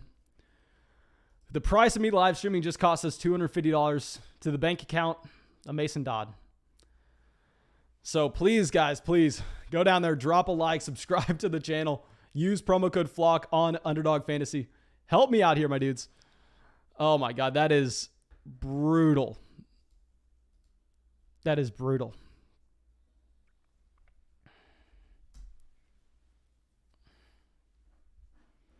Let's go through. Let's see the stack that he had. Oh, I guess he didn't have George Kittle earlier in the draft. I guess he's going to stack Tyreek Hill with Trey Lance. Oh, I guess that makes a lot of sense. Oh, my God. Like, literally, the combination that he went with, instead of having Mahomes and Michael Thomas, he went with Trey Lance and Deontay Johnson. Are you kidding me with that? Jalen Hurts was ahead of Trey Lance in ADP, and he has Devontae Smith on this team, and he goes with Lance. He was with Lance when Lance was still not going to... That is just brutal. What is the point of that?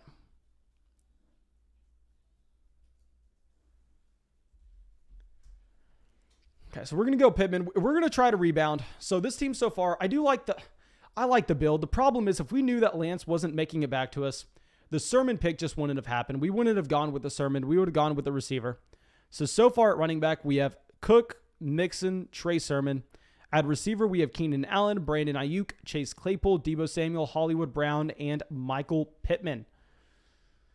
So an intriguing build so far. We have gotten our receivers, which I am worried about receivers getting soaked up here sometime soon. I mean, you have Rondell Moore, Darnell Mooney going off right now. Horn Powell says Dome is winning this draft, in my opinion. Let's go through. Let's check out the draft for Dome.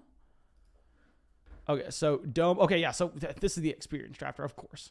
Okay, so he has Henry Chubb at running back. He has McLaurin, Higgins, Boyd, Chenault, Corey Davis at receiver, Allen at quarterback, Logan Thomas at tight end.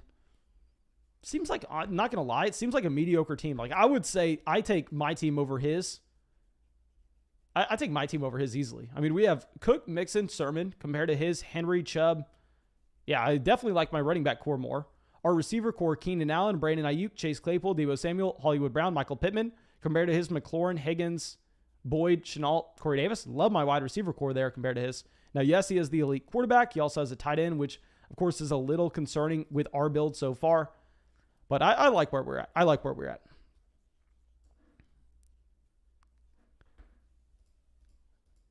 Okay, so now let's go through. And T. Persons says he never drafts Justin Jefferson.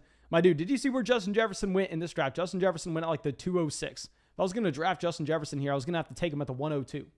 What are you talking about, big fella? What are you talking about?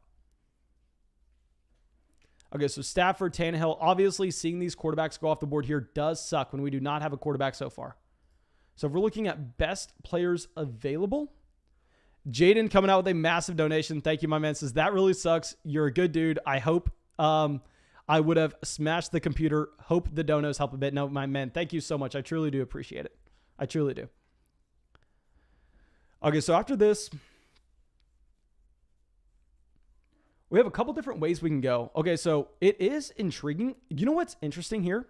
Okay, Jay and also coming in with the donation says, as of now, chances to make it to the payout, Puppy 3, 53.16%, Best Ball Mania 21%, Big Dog 52%. Also, who do I ban? My man, if I knew who Big Unit was, he would be hitting with the permanent ban. He would be getting hit with the permanent ban. Okay, so Dome comes out of your stacks, Allen with Cole Beasley. But Jane, let me know how did you calculate those chances of filling? Let me know how you did that.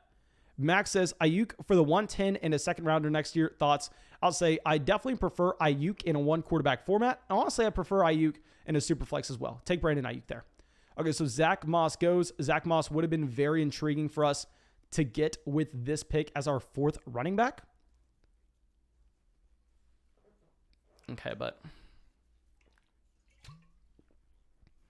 we're going to take someone that we have drafted a ton of. We're going to take someone that I've honestly drafted too much of. And y'all know if you're in a live stream who it is. I don't want to necessarily say it out loud just in case any of the other people that don't hang out in this live stream often made their way in here that are in this draft.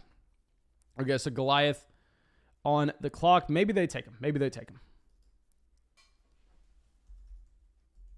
So this is a pick that I don't want to make, but we just have to.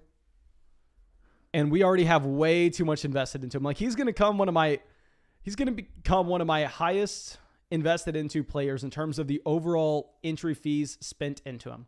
So Connor goes. So it looks like the running back position is really drying up. Doesn't matter. We have Cook, Mixon, Sermon. We're fine. So here we're going to go and we're going to get Dallas Goedert.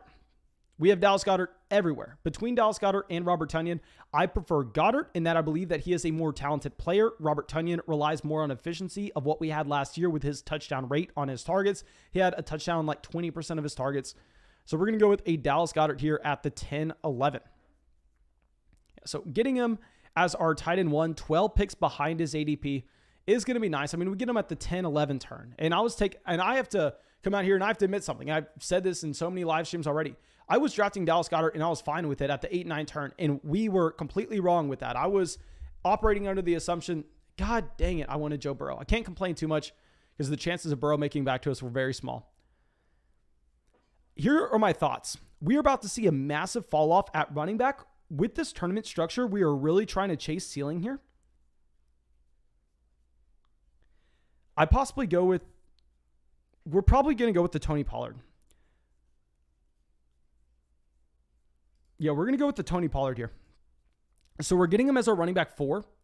And a big thing is with just a Tony Pollard is we're just trying to get guys that could swing the league. And I think that he is one. And the running backs are really close to getting dried up. So if we get Pollard, I'm probably only going to be drafting 5 running backs with this construction. When we have Dalvin, when we have Mixon, when we have Sermon and Tony Pollard, I think we only need 1 more running back. We're going to have extra spots for a receiver. We probably have to draft 3 quarterbacks, 3 tight ends in this league. So yeah, we're going to go Tony Pollard there at the 11:02. I really thought that we were going to get one of Robert Tonyan or Joe Burrow making it back to us at the 11:02, and I was just going to go with 2 of these 3 guys. Sucks that didn't happen that way.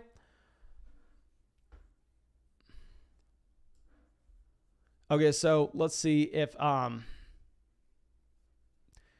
says, seriously, though, if the 49ers go with Jimmy for a week or 2, might be worth the last pick. Fallon, no, just because with the last pick, we're really looking for guys that can make an impact during the fantasy football playoffs. To be honest, not guys that can make an impact week 1 and week 2. So I'm not thinking that way whatsoever. Golfer Life says, you forgot a quarterback, Mason, ? Yes, we do not have a QB so far. We're going to draft 3 quarterbacks in this league. I mean, I'm not dying to get a Lawrence. I'm not dying to get a Justin Fields there. I would have taken Burrow. He would have made a stack with a Joe Mixon. And at the same time, he is someone that's going to have a ton of passing volume. But, I mean, I think Pollard, the running backs that we're going to be looking at with our next pick, I'll tell you, are going to be disgusting. So we're going to go with a Pollard at the 11:02. Okay, so Jayan says current entries divided by final placement for money. So taking the number of entries divided by the number of people to receive a payout. Okay, so are you talking about the amount? Okay, Jayan. Okay. I think you're, okay, never mind. So you're talking about the amount that it's actually filled. Let me scroll up and look at your last donation real quick. Okay, you're seeing the Puppy 3, 53.16%. Okay, we're going to have to figure out what you mean by that, my man, because I'm just lost. I'm lost. Okay, so see, after going to Tony Pollard, I'm glad that we ended up going with Pollard. I think the quarterbacks that we're going to see back at the 12-13, they're going to be fine. They're going to be fine, and the running backs are going to be disgusting. I mean, I'm not dying to take Lawrence or Justin Fields here. Okay, so we have Salvador coming out with the donation, says, did you see what Marquez Callaway put up? I saw the really nice touchdown catch. I was watching the game live before the live stream started. I don't know if his stat line ended up being crazy. Let me look up the Marquez Callaway stat line real quick. He actually went in the 10th round of our last draft.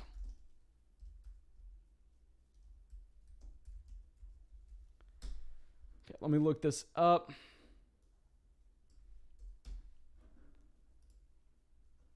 So the stat line for Marquez Callaway was 5 receptions, 100 yards, and 2 touchdowns.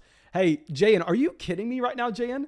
Little Jordan Humphrey has gone for 4 receptions, 74 yards, and a touchdown. You haven't said anything about it? And you're out here hyping up Goodwin when we actually have Little Jordan Humphrey, someone to get excited about? Interesting, my dudes. Okay, let's look at the stat line for Travis Etienne. 1 carry, 1 yard, and an injury. 1 reception, 3 receiving yards, and an injury. That really sucks. Where has Marquez Callaway gone in this draft? Marquez Callaway goes at the 12:03 right here. I think that's great value for Callaway. I mean, Callaway was having a good training camp even before the preseason. Very intriguing there. Devin Singletary at the 12:05.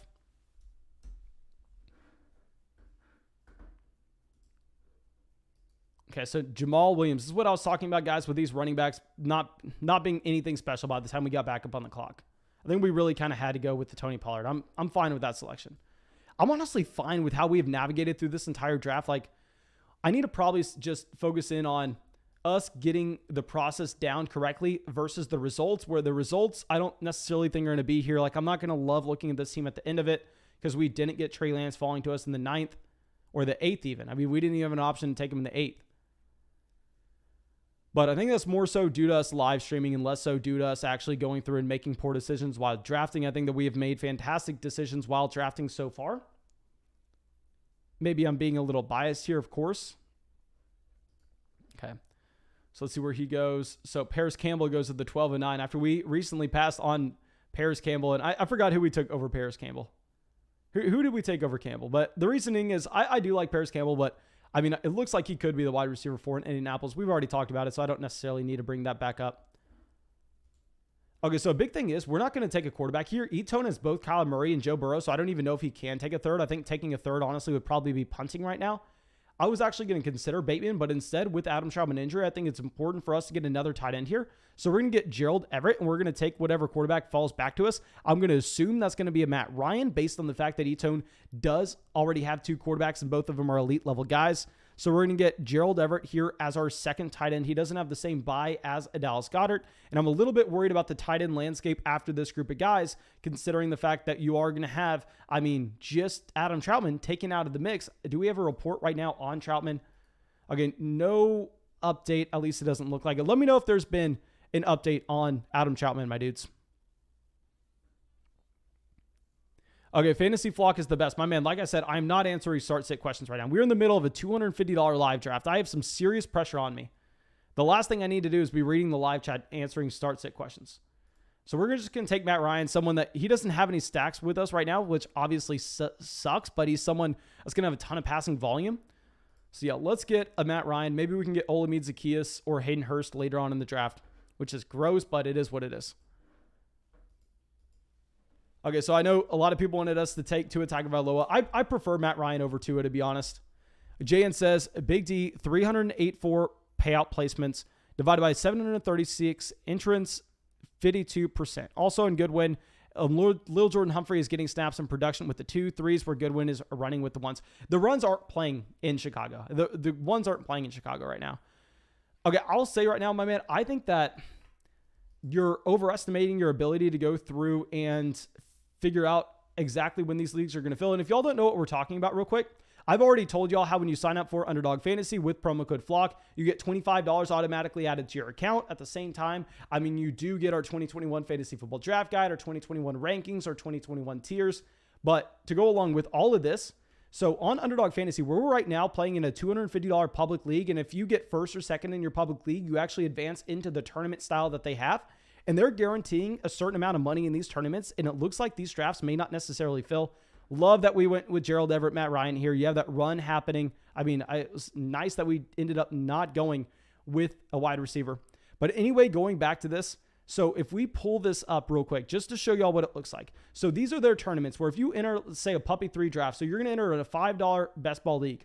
And then in a $5 best ball league, if you get first or second in your 12-man league, then all of a sudden you're going to get to go to a fantasy football tournament at the end of the season where they have all these guaranteed prizes, right? And just goes down the entire ladder based on the $5 entry. They have the same thing with Best Ball Mania with $1 million on top. They have the same thing with the Big Dog, which is what we are drafting in right now. But a big thing is they've done so many of these that it looks like the last Puppy 3 and maybe even the Big Dog, they won't fill completely. Now, of course, I can't say this for sure because currently it's August 23rd, but if you're doing simple math, it looks like they're maybe not going to be filling, which means that Underdog is not taking any money out of the prize pool. The prize pool stays the same. It's just less people fighting for it. That's why we're doing a $250 draft right now, because it's just free money out there for the taking. So just in case you're wondering what we are talking about right now. Golf for Life says, what do you think of your team, Mason? I think my team would be drastically better if we got Trey Lance in the eighth round. Our team would have been, if we got Lance in the 8th round, I'll probably be shirtless right now, just still dancing from the draft pick. I probably would have. It's probably good that we didn't get Trey Lance in the 8th round now that I think about it, because we probably would have been celebrating so hard. We probably would have auto drafted our next 5 round picks because I would have forgotten to just go through and do the rest of the draft. So our team's probably better considering we didn't get Trey Lance. But regardless, I think that our team is nice. We're very balanced. We have a very strong running back room. If we go to our running back room, we have Dalvin Cook, Joe Mixon, Trey Sermon, and Tony Pollard. If we go over to receiver, we have Keenan Allen, Brandon Ayuk, Chase Claypool, Deebo Samuel, Hollywood Brown, Michael Pittman. And then at tight end, we have Goddard, Gerald Everett. At quarterback, we have Matt Ryan so far. So Sam Darnold at the 405. That's very, very intriguing. Jayan says, I said as of now, expecting it to change. Yeah, I'm just going to say, I think it's just very hard to put like an exact number on the odds that you have those leagues filling or some leagues staying open, just because, I think that while you have less teams signed up for the Puppy right now than the Big Dog, I think the Big Dog actually has a significantly lower chance of filling, considering the fact it's a $250 buy-in and it's been around longer than the Puppy. Like the Puppy is just going, like it's just skyrocketing with the amount of people entering into it. Like if you go and you enter into a puppy draft right now, that draft fills within like 20 seconds. Okay, so now let's switch this back over. Okay, so we got some running backs going off the board. I am happy to see those running backs going off. And what's great is all these teams that took Adam Troutman and the big dog now, they're dead. Those teams are probably dead. Okay, so the 14-11. You know what? We're maybe going to have to... We're going to do something here. We're going to do something. I'm actually excited about our plan right now. Okay, so Darrington Evans goes to the 14-09. So happy we took Tony Pollard back then. So happy we ended up getting Tony Pollard.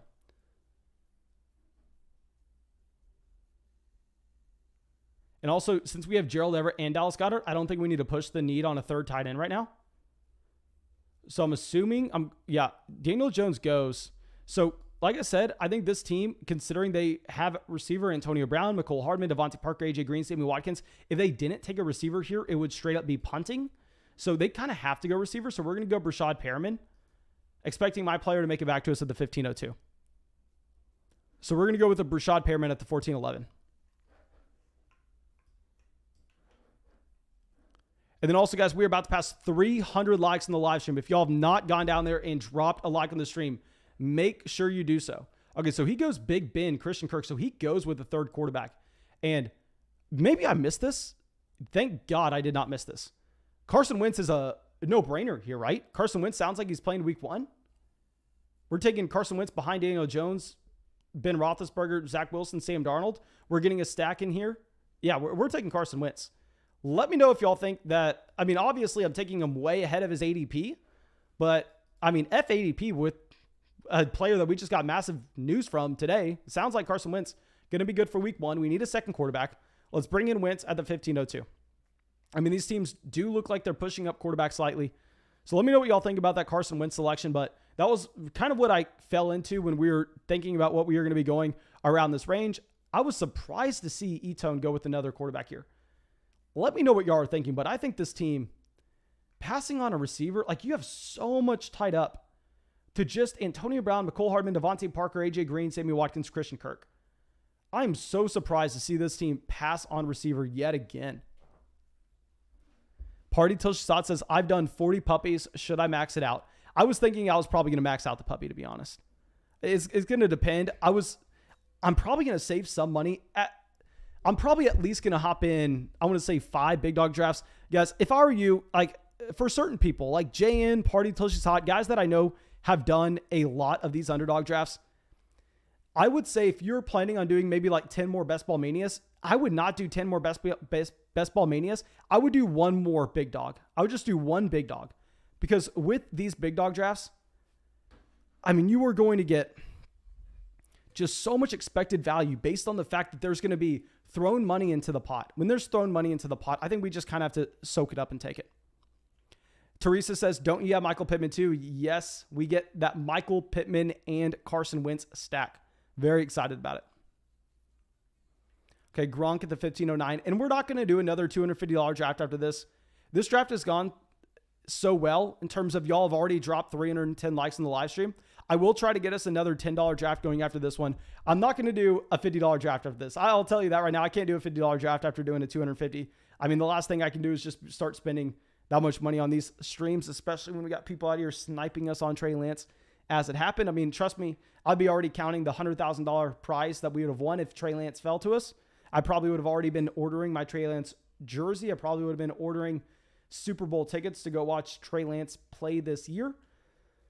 But now that our 49ers stack fails, it is what it is.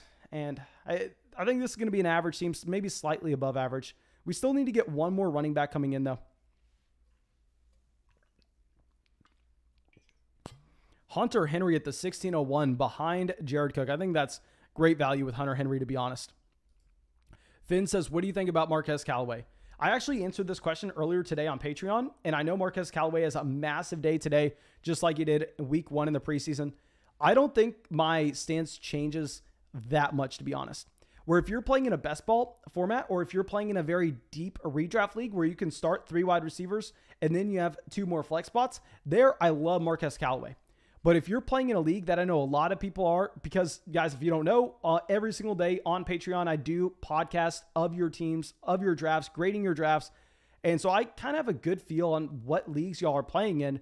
And a lot of people send me leagues where it's a 10-man league where they're starting 2 running backs, 2 receivers, a tight end, and a flex.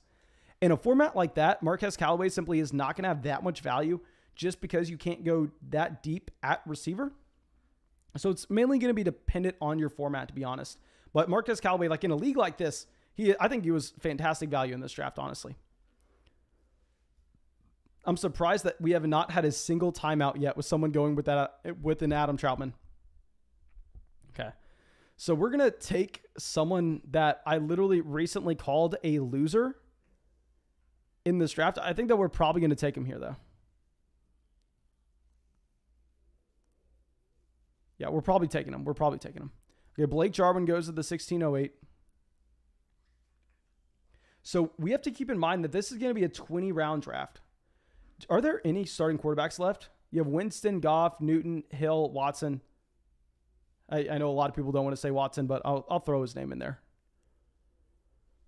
Just in case we have to go something. So, of course, we would never consider drafting a quarterback with a 16-11. Knowing that this team here, there's a 0% chance they can go with 4 quarterbacks, even though I kind of said that in the last turn and then they proved me wrong. But I think that it probably holds even more true now. I'd imagine that they have to go receiver. Okay, so let's see where Goliath ends up taking this. So he goes Xavier Jones. I was going to go Xavier Jones given the injury that we had to Darrell Henderson in his finger. But considering that I think that this team here probably has to go back-to-back receivers, let's just get John Brown, who I know is 100% falling, and that you have Bryan Edwards and Henry Ruggs both playing over him. But even as someone running in a 3 wide receiver set, I mean, that's kind of what all these other players are doing at this point. We'll take John Brown as our wide receiver 8, just hoping that we get a random spike week. I mean, both Henry Ruggs and Bryan Edwards dealt with injuries last year. So let's just take John Brown. And I think that there was probably a small chance of him making it back. I didn't really want to think about it too much, though. Oliver says, Colin Johnson touchdown. Awesome. Guys, y'all know I had psychology with Colin Johnson at UT. Literally, Colin Johnson was there for the first 3 years I was. Okay, so now we're going to be looking at 2 players. I think we just go with a running back here that we think has a 3-down workload in his back pocket if anything were to occur to a Chris Carson. Yeah, let's go with Rashad Penny. I mean, Penny, I think, is honestly kind of an easy pick here. I'm surprised that he made it to us in the 17th round. You never see Rashad Penny going in the 17th round in the puppy drafts. So this is the draft board so far for anybody just now coming into the live stream. And if you are just now coming into the stream, make sure you go down there. Make sure you drop a like, subscribe to the channel. I mean, we are live streaming every single night. Real money fantasy football drafts. Follow Brady's lead out here. Subscribe to the channel. Let's scroll this down real quick. That way y'all can see exactly what we have done so far. And yeah, we're going to have 2 more rounds than usual. So we're going to have to go a little deep. We're going to have to go a little deeper than what we're used to. So Chuba Hubbard, a running back, very similar to Rashad Penny, going directly after us as someone that doesn't have a role on his offense, but if an injury occurred in front of him, then he could step into a 3-down role. So I just think that these running backs right here, probably a little bit undervalued. I'm happy that we were able to get them. I think that we have, honestly, if I'm going to be unbiased here, I think that we have crushed this draft so far. I think that we have just straight up crushed this draft. The only problem is the Trey Lance not falling to us. But if we would have gotten that ultimate 49er stack in with this team, I'm very proud of how we did this, our first $250 big dog draft. This gets me more excited about me being able to do another one of these.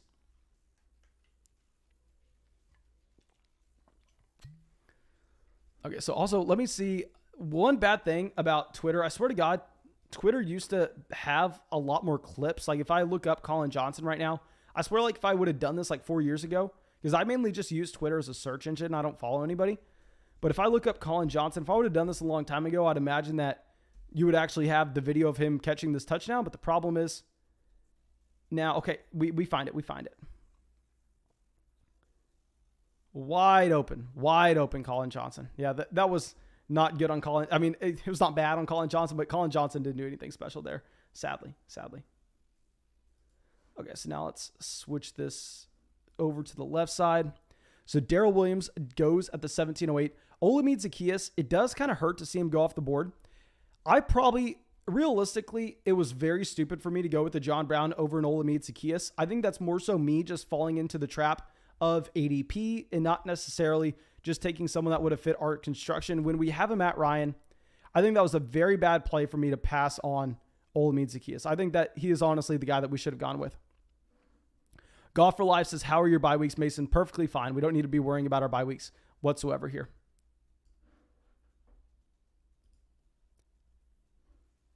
Lucas says Mason needs a Rashad Penny jersey. If I was going to, guys, y'all know that I went through and I was very careful in how we selected our jerseys with my favorite players pretty much of all time.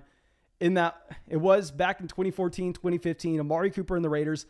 Honestly, it kind of makes me emotional just thinking about how much I fell in love with fantasy football back then and dynasty fantasy football and just thinking about it all day, every day during the offseason and going through and evaluating those players. But that's why I got those jerseys of Sammy Watkins and the Bills, Odell and the Giants, Amari and the Raiders, because that's when I fell in love with prospect evaluation. That's when I fell in love with dynasty fantasy football. Rashad Penny, one of those guys I really liked back in 2018. I really, really liked him. Okay. Derek says, Flock, show some hate for my 108 squad. Let's hear it. My man, I'll be happy to look at that. First, let's get our next two picks going. I'm happy to hear that you were able to get into this draft with us. My man, thank you for hopping in this draft with us. Okay, so let me go through and try to figure out where we're going to go with our next few picks.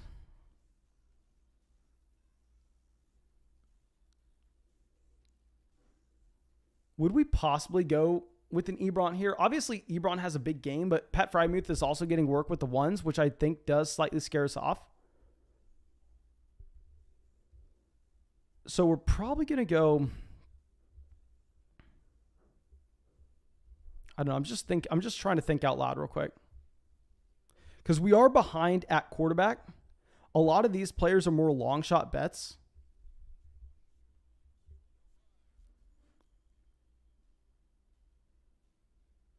You know what we're going to do? There's one guy that stands out to me that we can take later on. Right here, I think we get another QB. We're going to get someone, technically it's a stack with Brashad Perriman. It's not a massive deal. We'll get Jared Goff, but we're going to take him at the 1902. Before then, however, where do we want to be going? Do we just take a shot on Demarcus Robinson? We have 5 running backs in this team. We're just taking shots at receiver at this point. Let's take Demarcus Robinson. And then we're going to get Jared Goff here. I'm fine saying that because this is a team that has Kyler, Joe Burrow, Ben Roethlisberger. So there's a 0% chance they can take Jared Goff.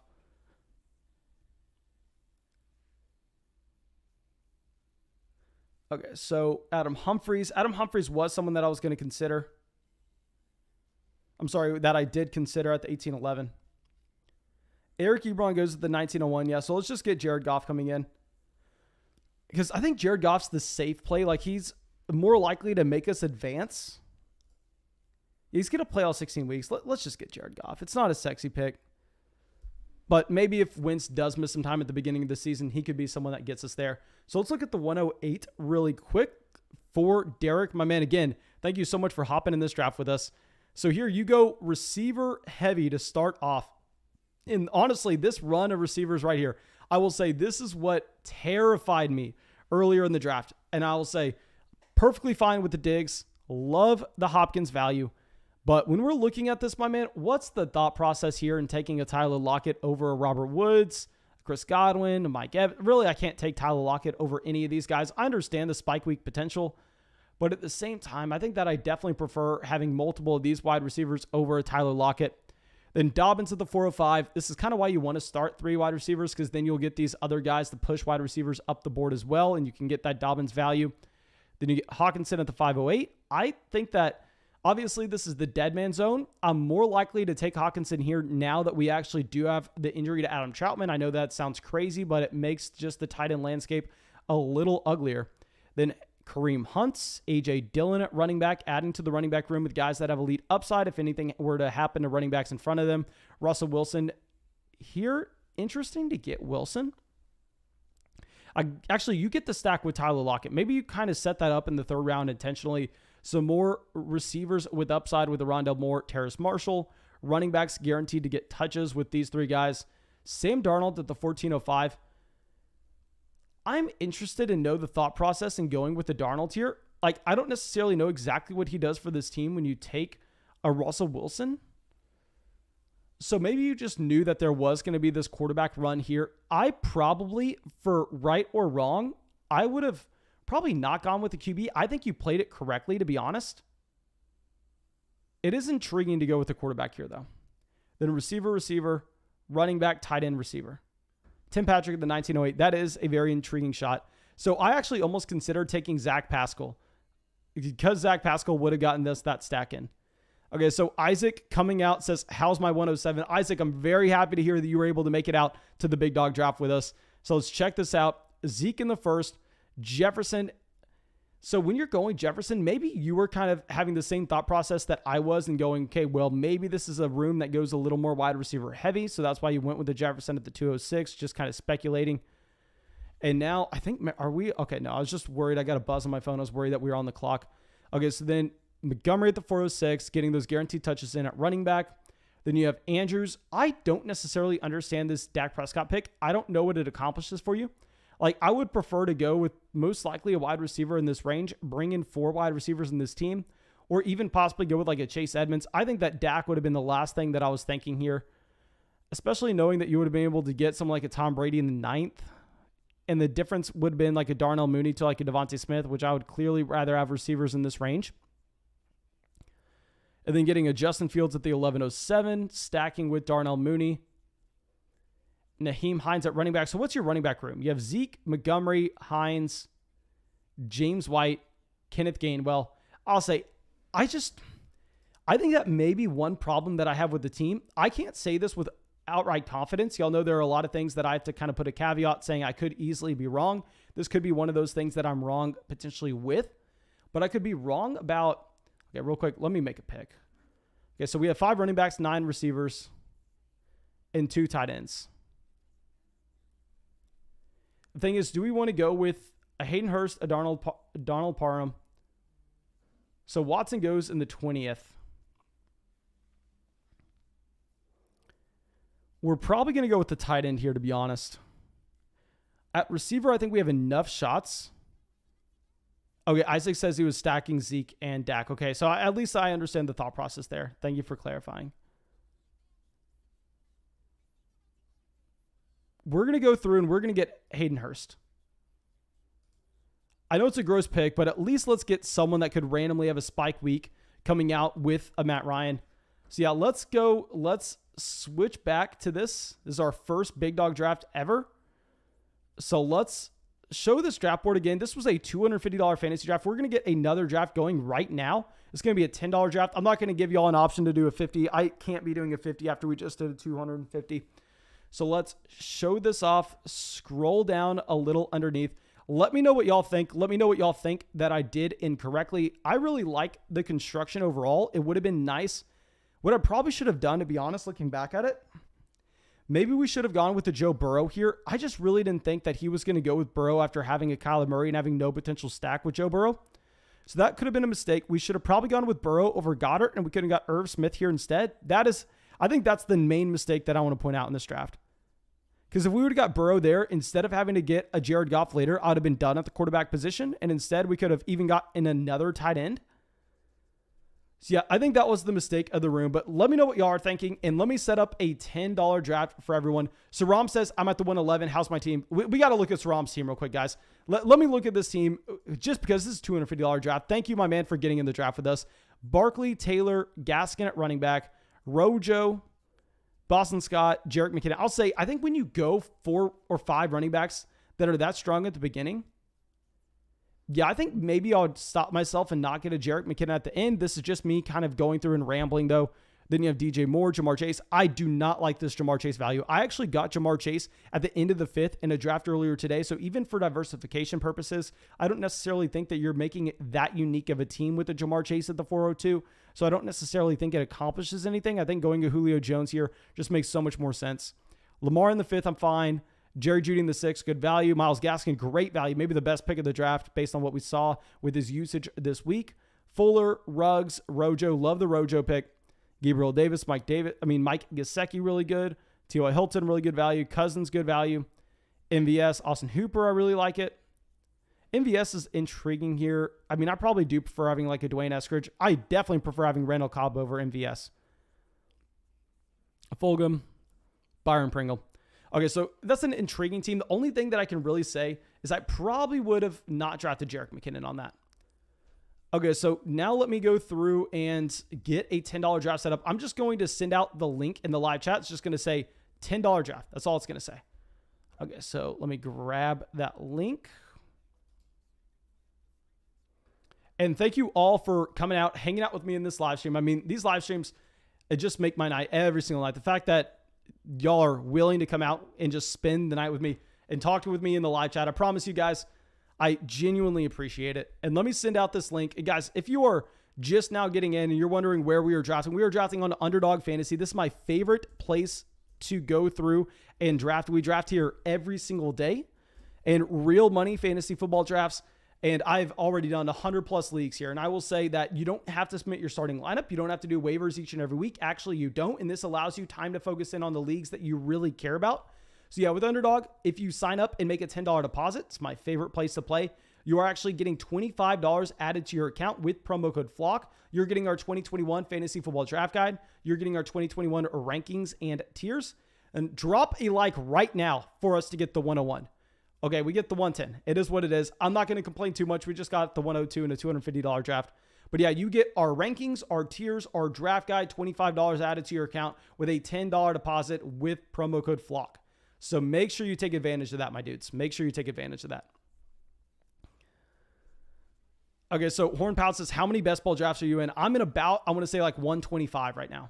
I think we're in I don't have the exact number off the top of my head. I think we're in about 125, and we're going to push that to 250, especially now that I know that a lot of those public tournaments are, I don't want to say a lot of them, there's a small chance that those public tournaments don't get filled, and Underdog's just going to be putting money into the pot that people didn't pay entries with, and that means we're going up against less teams, and that means we have a better shot at getting like the $1 million on top. So I'm probably going to be doing maybe even closer to like 300 drafts, to be honest.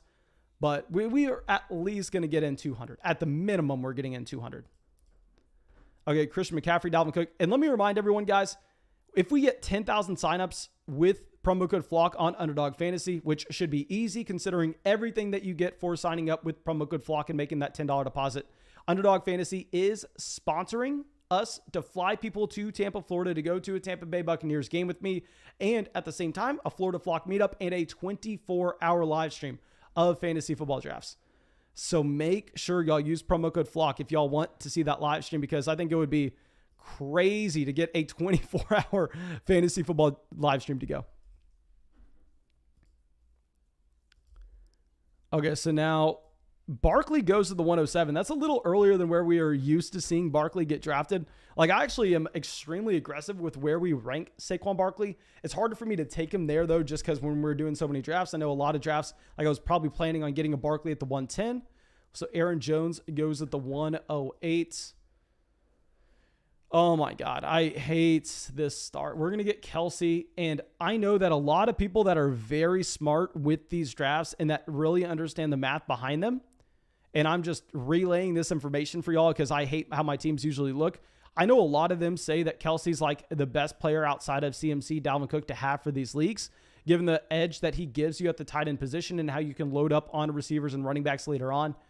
Personally, it's so hard for me to evaluate Travis Kelsey like that. It's so hard for me to go out and say that starting with Kelsey gives us a significant advantage. There's one player that I honestly probably prefer having over Travis Kelsey. I'm not going to say his name out loud, though, because there's a chance that he makes it back to us at the 203. And I actually started out a puppy draft earlier today with Travis Kelce and this next player. Now, Ridley, Stephon Diggs, the 1-2 turn. That's a very common start. Taylor goes to the 202. That sucks. I really wanted Jonathan Taylor. So now that when we are back on the clock, I kind of feel like we have to go with the running back here. So let's just get Antonio Gibson. I can't be the guy drafting Nick Chubb. And at the same time, I want to actively be rooting against Nick Chubb this year. Nick Chubb is a fantastic running back with a ton of talent. But based on the amount of leagues that I have drafted Kareem Hunt in, if I'm all of a sudden having to root for Nick Chubb and then root for Kareem Hunt at the same time, I don't want it. I want it to be very cut, clear, and dry, where I want to be able to turn on the Browns game every single weekend and go, give the ball to Kareem Hunt in the red zone. We know that Kareem Hunt has the upside. We get him in the 6th round. So I'm not going to be taking Nick Chubb in the 2nd. And I actually probably would have taken a Hopkins here over Antonio Gibson if we would have started with a Taylor. Taylor was the running back I was considering over Travis Kelce. But when we go with Kelce, I think we really do want to be getting a running back in our 2nd. So that is going to kind of put us into going with an Antonio Gibson there. Okay, Steve says, happy I got in this one. My name is Steve the Weave. Okay, let's go through. Let's check out where Steve is. Steve the Weave right here. It is nice that since Underdog Fantasy has only been around for 2 years, like when you join, you can get a pretty good name. Like you can get a name that you want. Like if your name is, like just say your name's Xavier or something, you could probably just get your name Xavier. Like you could probably still be unique with that. I mean, you have like Radius in here, just a word. You have Lithium, Steve the Weave, Goodnight Tide, William, JP Pats, Deesonators, Fantasy Flock was available. So Joe Mixon at the 209. So the last draft that we did, the $250 league, we started with the Dalvin Cook, Joe Mixon here. I actually have a lot of Joe Mixon. What's also really great about Underdog, this is one of my favorite things about them, is you can look up your exposures on players. So like I said, I'm going to be doing a ridiculous amount of fantasy drafts this year. And what's great is they have a tool where you just go to your completed drafts tab. Then you go through and you can search your exposures on certain players. So let me go through and let's look up how much Joe Mixon we actually have. I have 14.7% Joe Mixon. I'm going to have a lot of Mixon this year.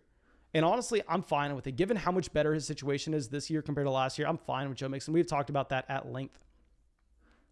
And also, guys, thank you everybody who's gone down there and dropped a like on the live stream and subscribed to the channel. I mean, we just passed 31,000 subscribers, and we are going to continue to skyrocket to 32,000 with all the support that y'all have showed the channel. So thank you, everybody, for that.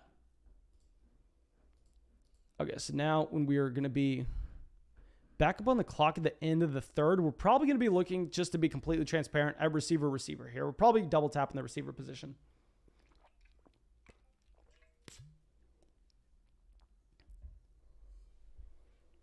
Okay, so McLaurin at the 305, Keenan Allen at the 304. King Wright says, I wish we could click through to the teams, though. Okay, so like you wish you could click on the avatar and see what the team is? I don't necessarily know exactly what you mean by that, but just if you have any suggestion on what you think would make Underdog better, like if you would think that something, like if you have an idea on what you think Underdog could improve on, make sure you shoot Underdog support a DM and just tell them, because I bet you they would very much value your opinion, to be honest. Like I guarantee you they'd be really happy to hear what you have to say. Okay. So here, like I said, we're probably going to go with a receiver. We have yet to draft a receiver. I know this is going to be a reach, but I'm not a massive fan of Tyler Lockett or Mike Evans. So we're going to be taking Cooper Kupp here. I'm going to be preferring to go through and get a Cooper Kupp over that combination of players. Our draft so far has been Antonio Gibson, Cooper Kupp, Travis Etienne. See, I really like this so far. Let's switch this back over here. Montgomery at the 311. Jayan says, imagine if Hunt never left the Chiefs. My man, Kareem Hunt would have been a top 10 running back, top 10 running back, top 10 running back, top 10 running back. We would view him in the same exact light that you have a Dalvin Cook. It's literally would be the same exact situation. Came out in the same draft class. Kareem Hunt in his rookie season led the NFL in rushing. The reason we're drafting Kareem Hunt everywhere is because I think that he's someone that if Nick Chubb stays healthy, Kareem Hunt is probably being slightly overrated in fantasy football right now and is going to be a slightly bad draft pick. But on the other end of the spectrum, if Nick Chubb gets injured, then all of a sudden, Kareem Hunt's a player that you cannot win your fantasy league without. Okay, so now when we're going to be back up on the clock, I think we still want to go with another receiver between Tyler Lockett, Mike Evans. Not a fan with really either of these guys that much, but knowing that we're playing in 250 leagues, I can't be reaching 6-7 picks to get a DJ Moore here. So we're going to go with the Mike Evans. I don't want to be drafting too much Tyler Lockett. I definitely do prefer drafting Russell Wilson later on, but Russell Wilson is someone that I think I just need to kind of suck it up. And even if I don't have a stack, start being willing to draft Russell Wilson, just given the fact that he has such a high floor and ceiling every single year. Okay. Kyle says, what do you not like about Tyler Lockett? I do not like the fact that this is someone that is kind of being priced towards his ceiling, in my opinion. I mean, I think if he's falling here to the 404, like this is about the appropriate range. But if I pull up my 2021 rankings, which like I said, guys, you use promo code FLOCK on Underdog Fantasy, make a $10 deposit. You get these rankings at the same time. You get our draft guide. You get $25 added to your account with promo code FLOCK. So let me look this up real quick. Okay, so with our rankings, I'm sorry, it's just taking me 1 second to pull up. I know that I have Tyler Lockett significantly behind this tier of players. Now, he is a little more valuable in best ball since you can see those random spike weeks and you don't have to try to predict when they are coming. So if we right now pull up a Tyler Lockett, I have him ranked as our wide receiver 23 behind Jamar Chase, Brandon Ayuk, T. Higgins, DJ Moore, Mike Evans, Julio Jones, Amari Cooper, Terry McLaurin, Cooper Kupp, and Chris Godwin. I mean, I have Tyler Lockett ranked more so at the 4-5 turn, and he goes at the 3-4 turn. So he's not someone that I've drafted a lot. Like right now, if I go through and I pull up my exposures on exactly how many teams I've drafted Tyler Lockett in, I'm going to assume that it's probably about 3% of leagues. That's my assumption. Because we've taken him in some spots because we need a receiver. We've drafted him in 5.1% of leagues, but we have him in barely any buy-ins at all. We only have him in $50 worth of entry fee. So it looks like we maybe only drafted him. Like he's like, yeah, we may have only drafted him in like $5 leagues or something because we barely have any of them. Okay, so now let me switch this back over so y'all can see. Okay, so we have a little run on running backs here. Sanders, Jacobs, Henderson. Let me know where y'all think Henderson should be falling with his finger injury. I simply don't know the correct answer on that question. Sean says, just got in here and smashed that like button for you, my man. Thank you so much. And I know I probably butchered your name. It's not spelt like S-E-A-N for anybody wondering. I know what Sean is. Don't know how to pronounce that one though. So we're going to call it Sean, but thank you anyway, my man, for coming out, smashing that like button. Okay. So Spencer says ETN got injured tonight. I know ETN got injured, my man. It's not something I want to be talking about right now, to be completely honest. Now, Lamar Jackson at the 502. Lamar Jackson, honestly, someone that I thought we were going to consider here at the end of the 5th.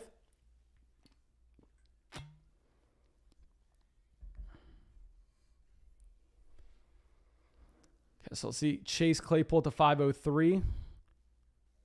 See, this is, I know we say this every draft, but we kind of need to figure out, if you can come up with a concrete plan of what the winning strategy is at the end of the 5th, the beginning of the 6th round, I think that would be a spot for you to become very profitable. I was thinking that it would maybe be advantageous for us to go with the TJ Hawkinson or Mark Andrews here, given the Troutman injury, kind of making the supply to tight ends a little lower when the demand stays the same. So maybe it makes more sense to go with the Mark Andrews, the TJ Hawkinson, but the problem is we took Kelsey in the 1st. So I don't think we can go through and take one of those tight ends at the turn. Okay, so Andrews at the 507. So let's pull this back around. So maybe we do want to start going with an elite quarterback here, even if we don't have a stack. So Kareem Hunt goes, and before the injury, I'm taking Travis Etienne here every day of the week. But I think taking a Josh Allen, because I was saying literally just a week ago, but this is with me getting so many practice reps in here and taking so many ugly players like an Odell Beckham Jr. I think maybe we just start taking an elite quarterback in this range. And then we go through and we have the option to, interesting, Mahomes fell to the 409 in this league. Mahomes fell to the 409. But getting an Allen here, I mean, we're only going to have to take one more quarterback. And at the same time, we're not having a massive opportunity cost. We're passing on Odell Beckham Jr. Travis Etienne, if it wasn't for the injury, I'm taking him here at the 510 every single time. But the problem is with the injury, I simply don't have the clarity yet. And it's different because this is a league where points in week 1 matter just as much in points as points in week 2, week 3, because this is a 10-man private draft. This isn't one of those public tournament leagues like we said. So there is no tournament at the very end. There is no fantasy football playoffs. So we need points in weeks 1, 2, and 3. Okay, so Odell Beckham Jr., Robbie Anderson. Let's pull this back up. Oh, Travis Etienne clearly staring at us.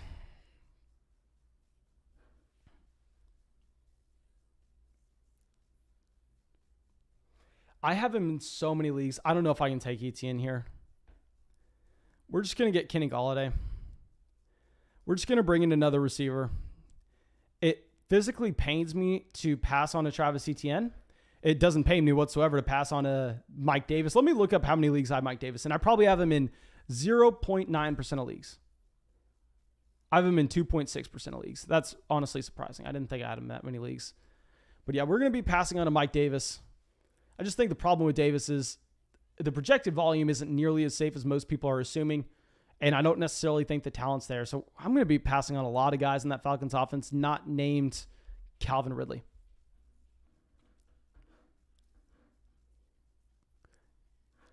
Okay, so Not Funny says, I want to use your code, but when I click the link, it just brings me to the main page. How does that work? When you go to make a deposit, use promo code FLOCK.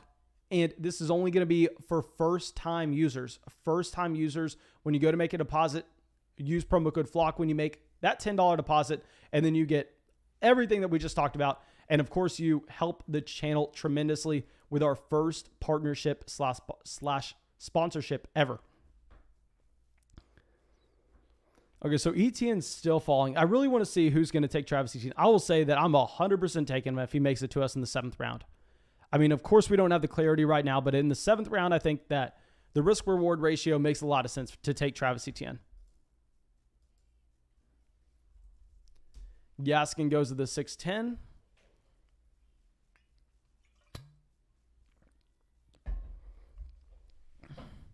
Juju at the 6'11". And what sucks with Etienne as well is even if he's like ready by week 2 or week 3, if he misses out on all those reps, I mean, his role is going to be significantly smaller. And that, I mean, he's a rookie. You need those rookies getting reps right now. That's why I'm not a big fan of Rashad Bateman. Very rarely do you have that player that's injured during the preseason and injured during camp come on strong their rookie season until maybe the end of it. I mean, yes, every once in a blue moon, you have an Odell Beckham Jr., but that's very rare.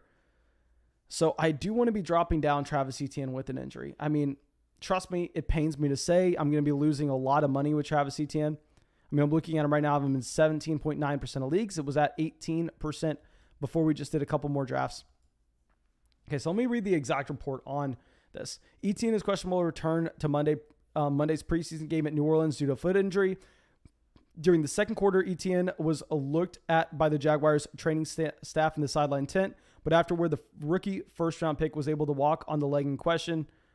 With the contest closing in at halftime with the injury announcement, Etienne will likely remain on the sideline until the clock hits 0. If so, he'll end preseason week 2 with 1 carry for 1 yard and 1 catch on 1 target for 3 yards. So Etienne does go at the 701. And it sucks too because I have a lot of puppy drafts that I took Etienne in the 5th. And I think those teams may be dead now. Yeah, Robinson has to be moving up. You have to move Robinson up your rankings. Not Funny says, thanks.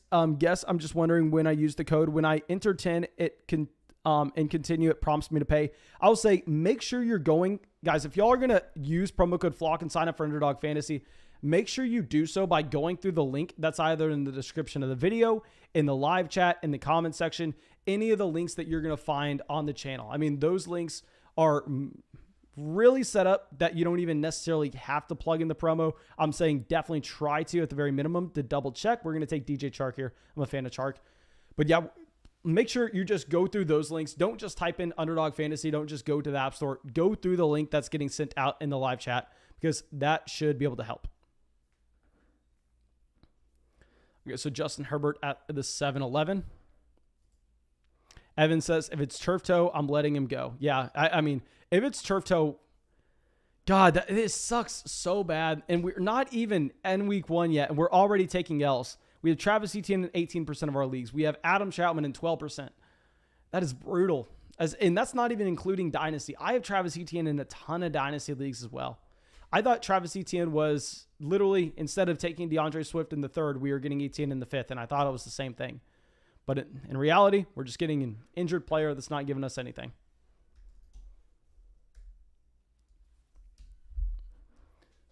Okay, so Tom Brady goes here. So we're definitely going to roster 6 running backs with how we have started this draft out so far. Now, Michael Carter is someone that has to be falling down rankings, in my opinion, exclusively working with the second-team offense in this last preseason game. So we're going to go with the receiver here. We're either going to take McCole Hardman or Will Fuller. So now that Fuller's off the board, we're going to go with a McCole Hardman. Our first draft taking McCole in a while. Now, we are loaded up on receiver, but keep in mind, this is a best ball format where you start 3 receivers every single week, regardless. So yeah, we have Kupp, Evans, Golladay, Chark, and McCole Hardman.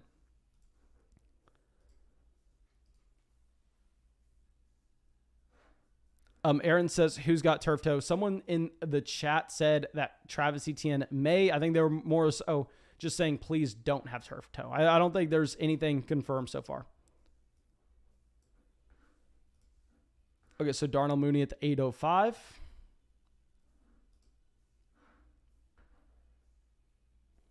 Blur says, what Twitter channel do I DM for the draft guide? Either one, my man. Literally just shoot me a DM on either Twitter. Doesn't matter what account. Shoot me a DM on Instagram. Shoot me a DM on Patreon. Shoot me a DM on Discord. Anywhere, all you have to say is, Mason, listen here, you bum. Listen here, you good for nothing, God knows what. And say, I used $10, deposited on Underdog Fantasy with promo code FLOCK. All you really have to do is send me the email that you deposited with. I don't need a screenshot of a confirmation or anything. As long as you get me the email that you signed up for Underdog Fantasy with, that way I can go through and I can confirm on my end, and I'll get you that draft guide like ASAP. I'm literally sending them out after the live stream tonight, and at the same time, I go through and just check those accounts constantly for those DMs. That's where I spend the majority of my day, honestly, is just replying to Patreon questions and also going through and sending out those draft guides for everybody using promo code FLOCK on Underdog Fantasy.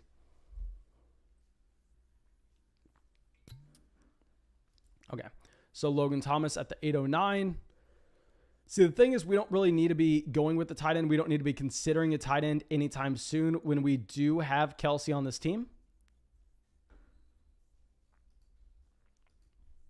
Michael Thomas at the 810. Thomas is someone that I think that we probably can't be drafting in here. Like, if it was the big dog draft where we have the tournament at the end and the fantasy football playoffs, sure, go and take a Michael Thomas. But here I think it's probably a little too rich for him.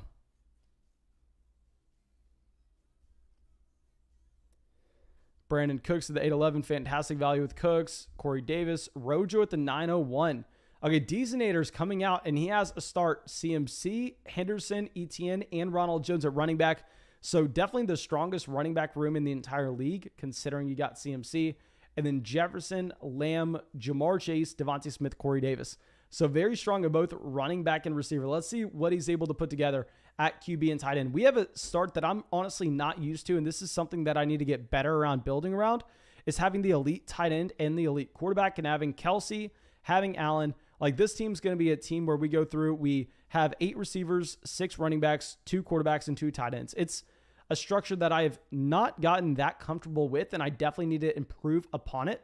So I'm glad that we're testing it out in a 10-man league instead of the $250 draft. We're going to try to get, depending on how many people come out to the live stream tomorrow night, we'll try to get another $250 draft going. So if you weren't able to get in this last one, we'll try to get another $250 going, guys. Okay, so Raheem Mostert falls all the way to the 906. That's actually someone I probably would have considered drafting, even though y'all know I hate Mostert. I've been lower on Mostert compared to consensus all season now. I think that at the 906, that is like the one price I'd be willing to pay. Now, Rhino on the clock, he has Kyler at quarterback, 4 running backs, Deebo Samuel. Okay, so he goes Michael Pittman. Kind of assumed he was going receiver. Here, you actually have Golf for Life with 3 running backs and Hunt, Davis. He goes Zach Moss, which sucks. Obviously, we kind of wanted Zach Moss with this team. Now, I think instead, we're probably going to go with the receiver. And I think we just... So, an Elijah Moore is exciting. I think we definitely want Elijah Moore in a league that has the tournament at the end. I think maybe here he's a little less exciting. You know what? We're just going to get Tyler Higbee. No, we can't do it. We can't do that. We're going to go Elijah Moore. We're just going to get another receiver in here.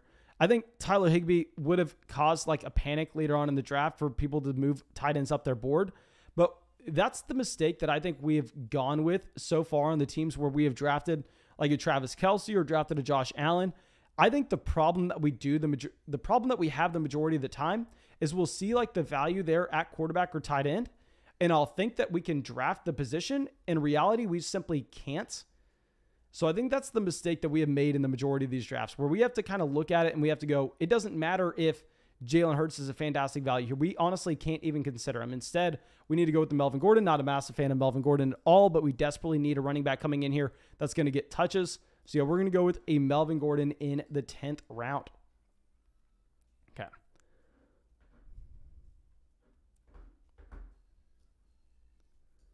So Matthew Stafford goes to the 10:04. Lucas says Mason Etienne was pictured with a walking boot. Yes, we already just covered Etienne in a walking boot. Rondale Moore at the 10:05. So Rhino going with 5 receivers in a row. Very intriguing. Very intriguing.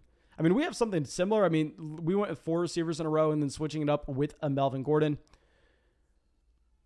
Now, just if we would have got Zach Moss falling to us at the 9-10, I would have loved this team. I mean, if we would have been able to come away with both Zach Moss and Melvin Gordon, that would have been fantastic. I simply don't think we can reach on a Zach Moss, though, there. I'm sorry, reach on like a James Conner or Gus Edwards. I think we probably have to go with an Elijah Moore. I'm very surprised to see where these tight ends are falling in this draft. Like, they're falling in ADP after the Adam Trautman injury. I mean, just take one tight end out of the pool. And I would assume that in a league where the demand has to stay the same regardless, you make the supply lower. I mean, you probably have to raise it up a little bit. Mike says Etienne sprained foot, probably. Where did you get that information from, my man? If I'm saying, guys, the one thing that I think is really funny now, which has kind of been a trend lately in the fantasy football community, it's so funny to look at people watching a video like of a game and seeing an injury and then trying to diagnose it based on the video.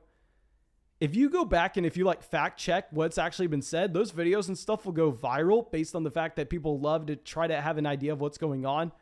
And in reality, if you just wait 24 hours and you have the official team doctor telling you exactly what happened, I mean, you're getting way better information. You're getting way better information. It's going to be way more accurate. Don't be watching a video and saying okay, like a little breakdown where they zoom in, they go, look at the torque here. Don't be watching that. So let me know where you're getting that. It says a radio interview after the game. Okay, radio interview after the game. I think that's probably a good source. I was just making sure because I've seen like those. I've been sent on Patreon clips to the Twitter videos of like someone like zooming in and going like, oh, look at what happened here. This is blah, blah, blah. I'm like, guys, we're wasting our time. Can we not just think about something else for the next 6 hours and hear exactly what happened from the team? Okay. But thank you for clarifying, my man. Okay, so Jacoby Myers, the 11:02.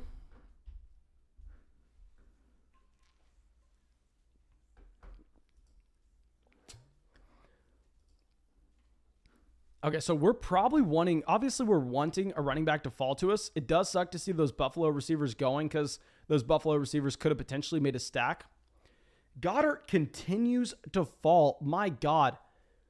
I mean, I have made a fool of myself drafting Dallas Goedert. I have made a straight up fool. Zachary comes out with a donation, says, doing a Best Ball Mania draft right now, and someone went Patrick Mahomes, Josh Allen, and Lamar Jackson in the first 3 rounds. I'll take it, pushing my guys back to me. My man, that is crazy, and I'll say this is something I've seen in like the puppy drafts, and like if you join a public league on Underdog, usually there's going to be like one sucker in the league that does something that makes no sense whatsoever, and I've seen people do similar things like at the tight end position. You have to keep in mind, now that those 3 elite quarterbacks have been taken out of the pool, you have to be probably pushing quarterbacks up because the other teams are going to have to realize by the time you get to like round 9 that there are not going to be that many to go around. So I would say push quarterbacks up your board slightly. We're going to get Tony Pollard here. Love getting Tony Pollard in this team. Perfect running back. James coming out with a donation says trade Stephon Diggs and TJ Hawkinson for DK Metcalf and George Kittle. 100% yes, make that trade. Make that trade yesterday, my man. Go get that elite tight end. Okay, so after we make that Tony Pollard selection, I mean, this team, I really like how it's coming together. Like, if we go through, if we show this wide receiver room that we've had, I mean, we've actually been able to piece together Cooper Kupp, Mike Evans, Kenny Golladay, DJ Chark, Mecole Hardman, Elijah Moore. So I think we have a fine receiver room. We have an elite tight end. We have an elite quarterback. And we're starting to piece together running back. Obviously, we only have Gibson, Melvin Gordon, Tony Pollard. But I think we are going to be able to get another running back that we like here at the end of the 12th. So I think we can start to get a little excited about this overall roster and how we've been able to construct it. If we pull it up, we have both Jamal Williams, Devin Singletary. I'm fine with either one of these running backs falling to us, to be honest. I'm fine with either one of these guys.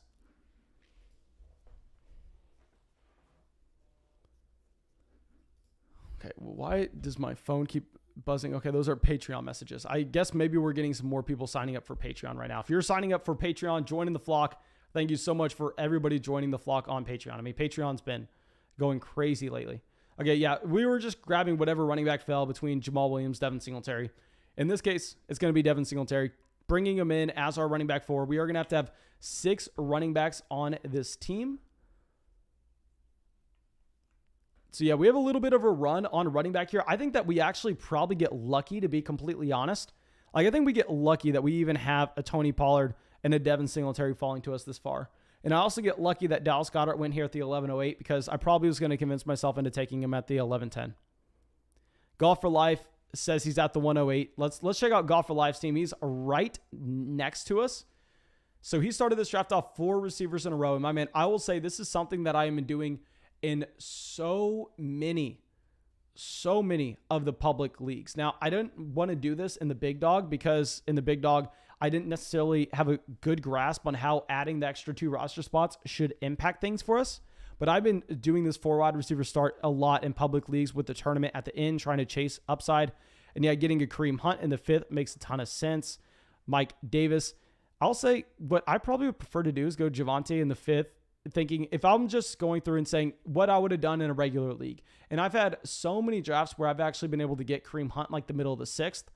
So I know that you for sure wouldn't have gotten him because I'm drafting next to you, and you probably know that as well. But if you're playing in a public league, I probably would have gotten a Javonte Williams here, thinking that you could have potentially gotten a Kareem Hunt making it back to you in the 6th. A Mike Williams, Michael Carter, Zach Moss. Love the Zach Moss selection. Stafford to stack up there. You did get Robert Woods, I saw. Irv Smith as your first tight end at a value. Cole Beasley at the 12-4. I really do like that team so far. Okay, so let's switch this back over. So honestly, now when we catch up on running back, we have 4 running backs on this team, all going to have, a combination of upside and rolls right away. I think that we're kind of fine just waiting and seeing what comes back to us. I'm not like dying. Like whenever we saw Kenyon Drake go off here at the 10:08, like I was just thinking in the back of my mind, please, for the love of God, no running backs get drafted. I was thinking that for about a round, but we got lucky. We had 14 picks without a running back. That's extremely lucky, to be honest. And now, I'm fine seeing these running backs go off the board. Intriguing to see Philip Lindsay continuing to go this high. If Mark Ingram and David Johnson are both on that roster, I think that's just a situation where you can't have any of those players.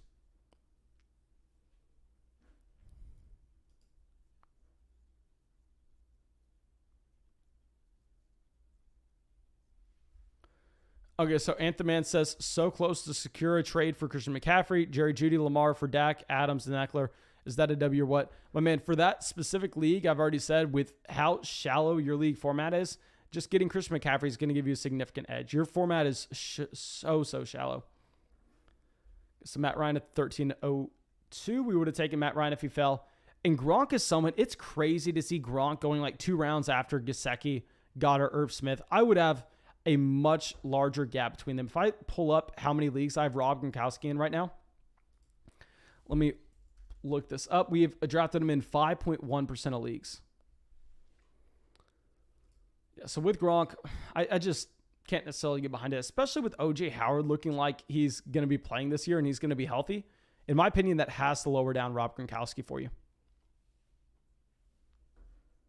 Okay, so Trevor Lawrence at the 1304. It is weird to see Justin Fields consistently going ahead of Lawrence now.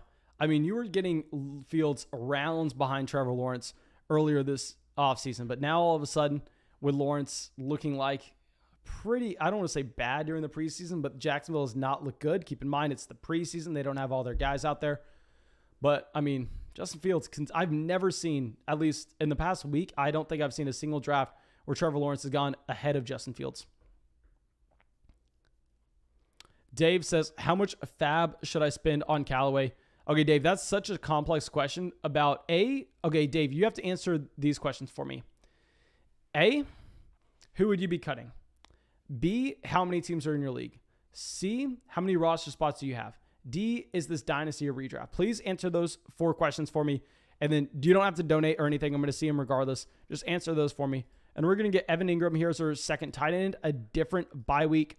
And yeah, I mean, after Evan Ingram, it's going to be a significant teardrop. It's going to be a clear answer for us. We do need to start bringing in some more receivers for this team. At receiver, we only have Kupp, Evans, Golladay, Chark, Hardman, Elijah Moore. Maybe Evan Ingram was honestly a bad pick. Maybe we should have doubled up on receiver here. This is my problem with taking a Kelsey in the first, because like I see Evan Ingram and I'm stupid. I don't even think about it. We only got him 5 picks behind his ADP. It's not like we even got a massive value on him.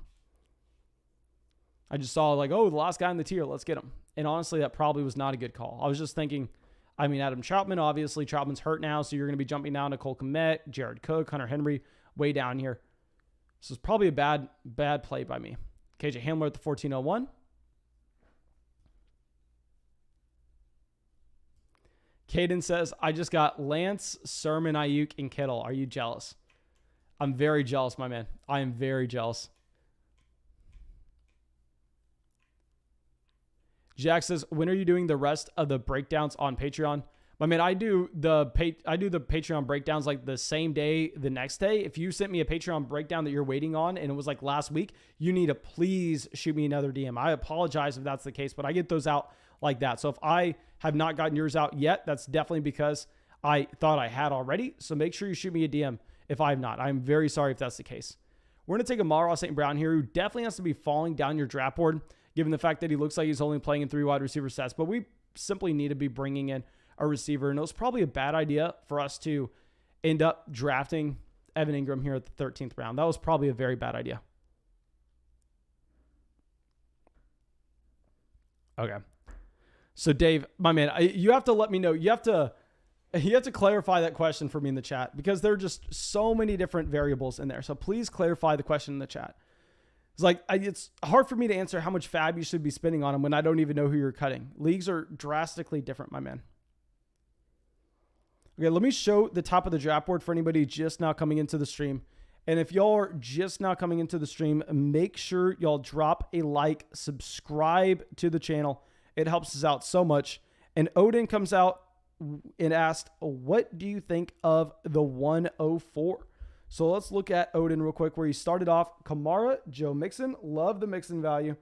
Then you have, Keenan Allen, Mahomes.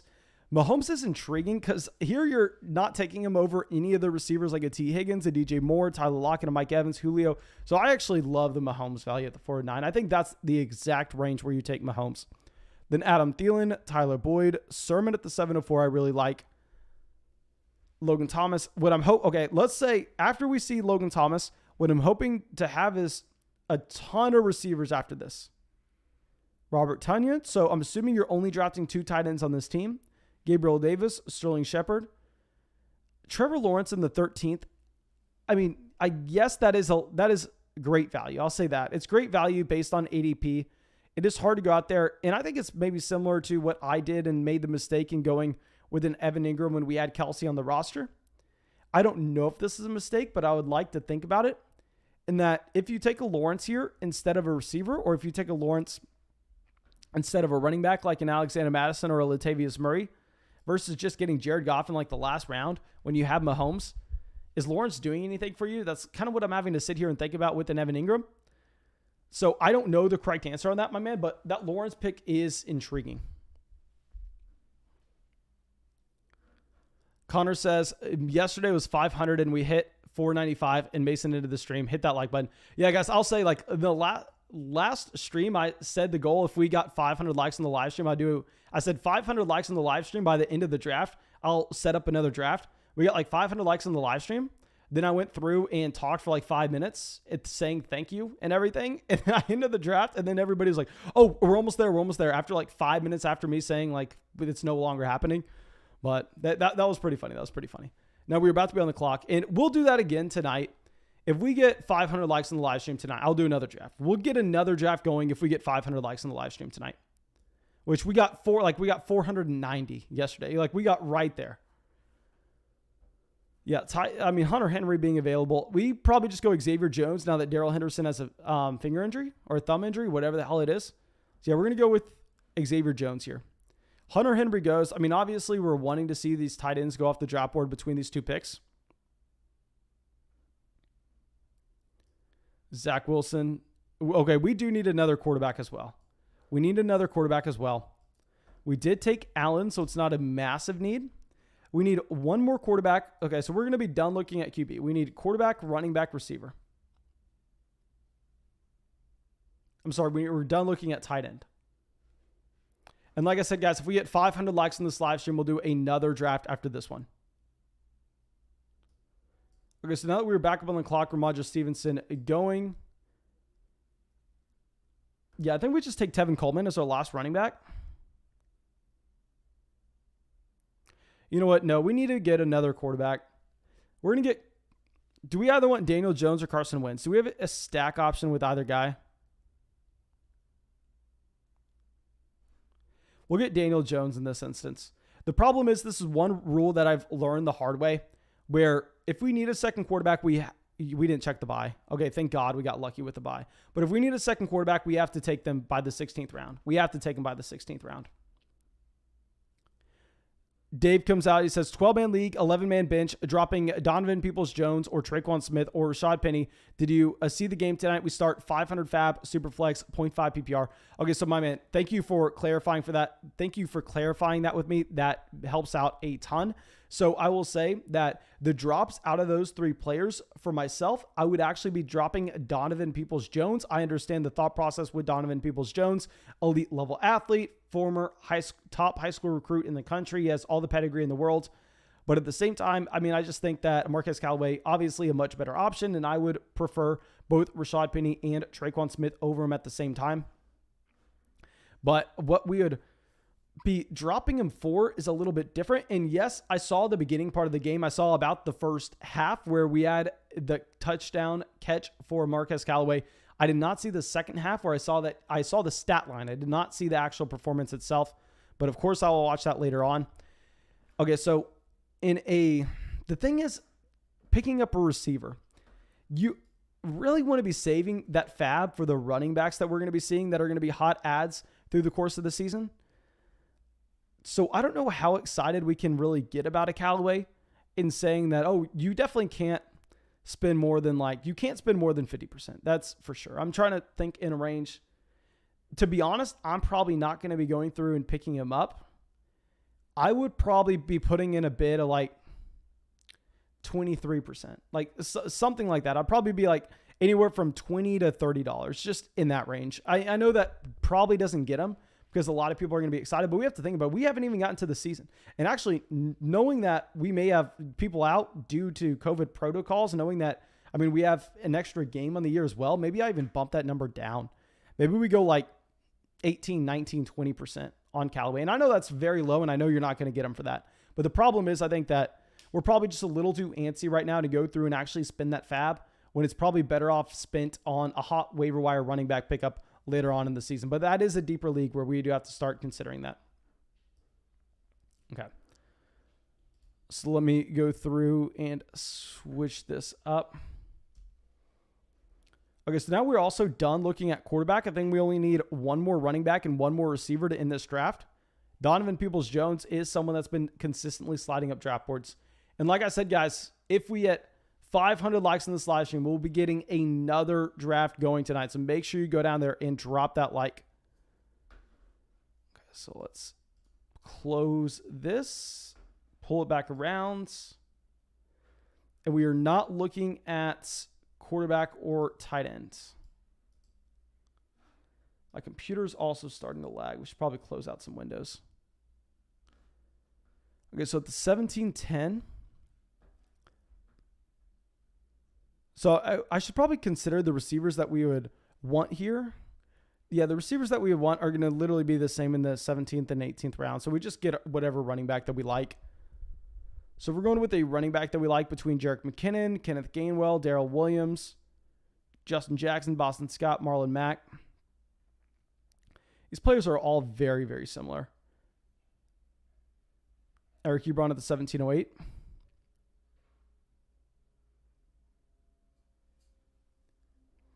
Lank Dog with the donation says, I don't like the reaching feelings you can get from the 12 spot sometimes, just to build differently.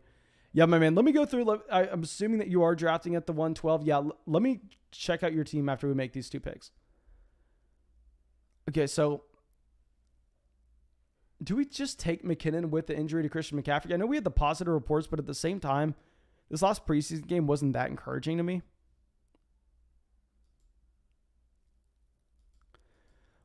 Oh my gosh. We'll just go with the Jerick McKinnon if we're just talking pure upside, pure someone to be having a small role on the best offense in football. So let's go McKinnon. I do not love it whatsoever. I mean, I could actively say that's bad. I mean, you could even see Darrell Williams being the starting running back if something happened to Clyde Edwards-Helaire.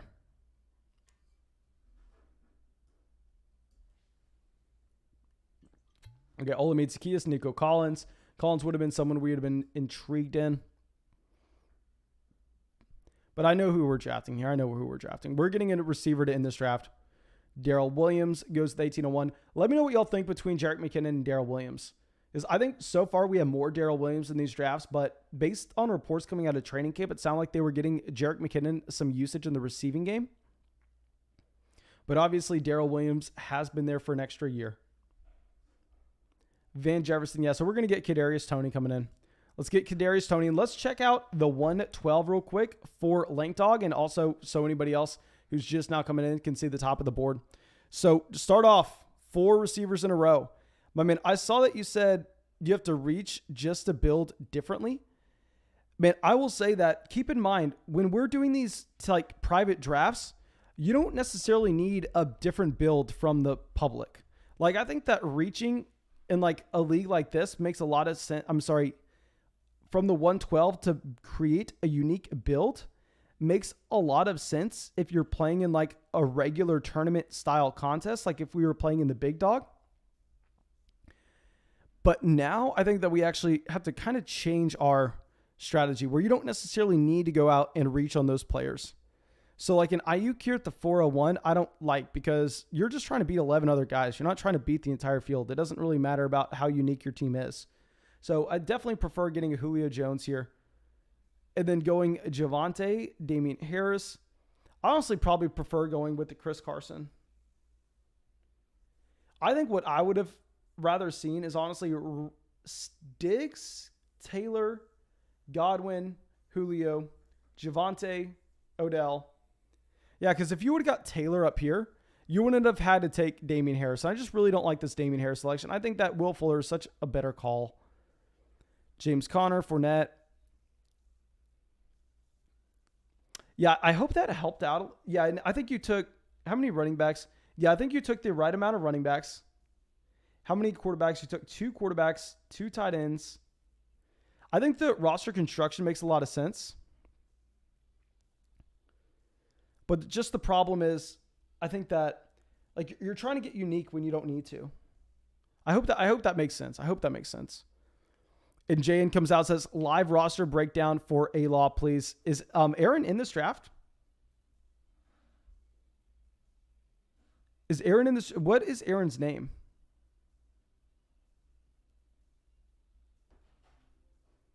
Okay, let me go through. Let me pull this back up.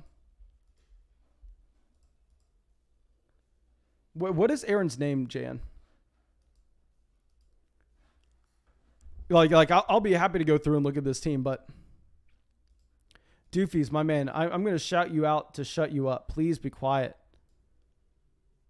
Caden says, check Patreon for a smile. Okay, let me go through.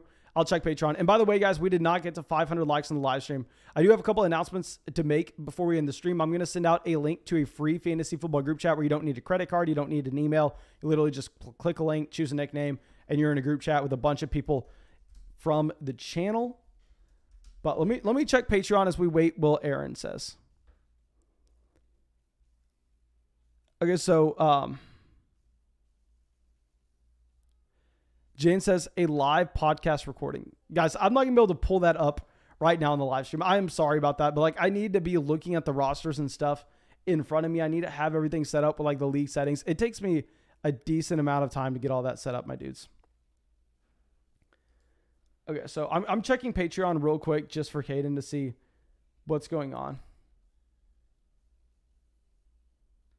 Okay, Caden, I'm sorry. I have so many Patreon messages that I don't think I'm going to be able to see it. Like I have a ton of Patreon messages to get to after this live stream.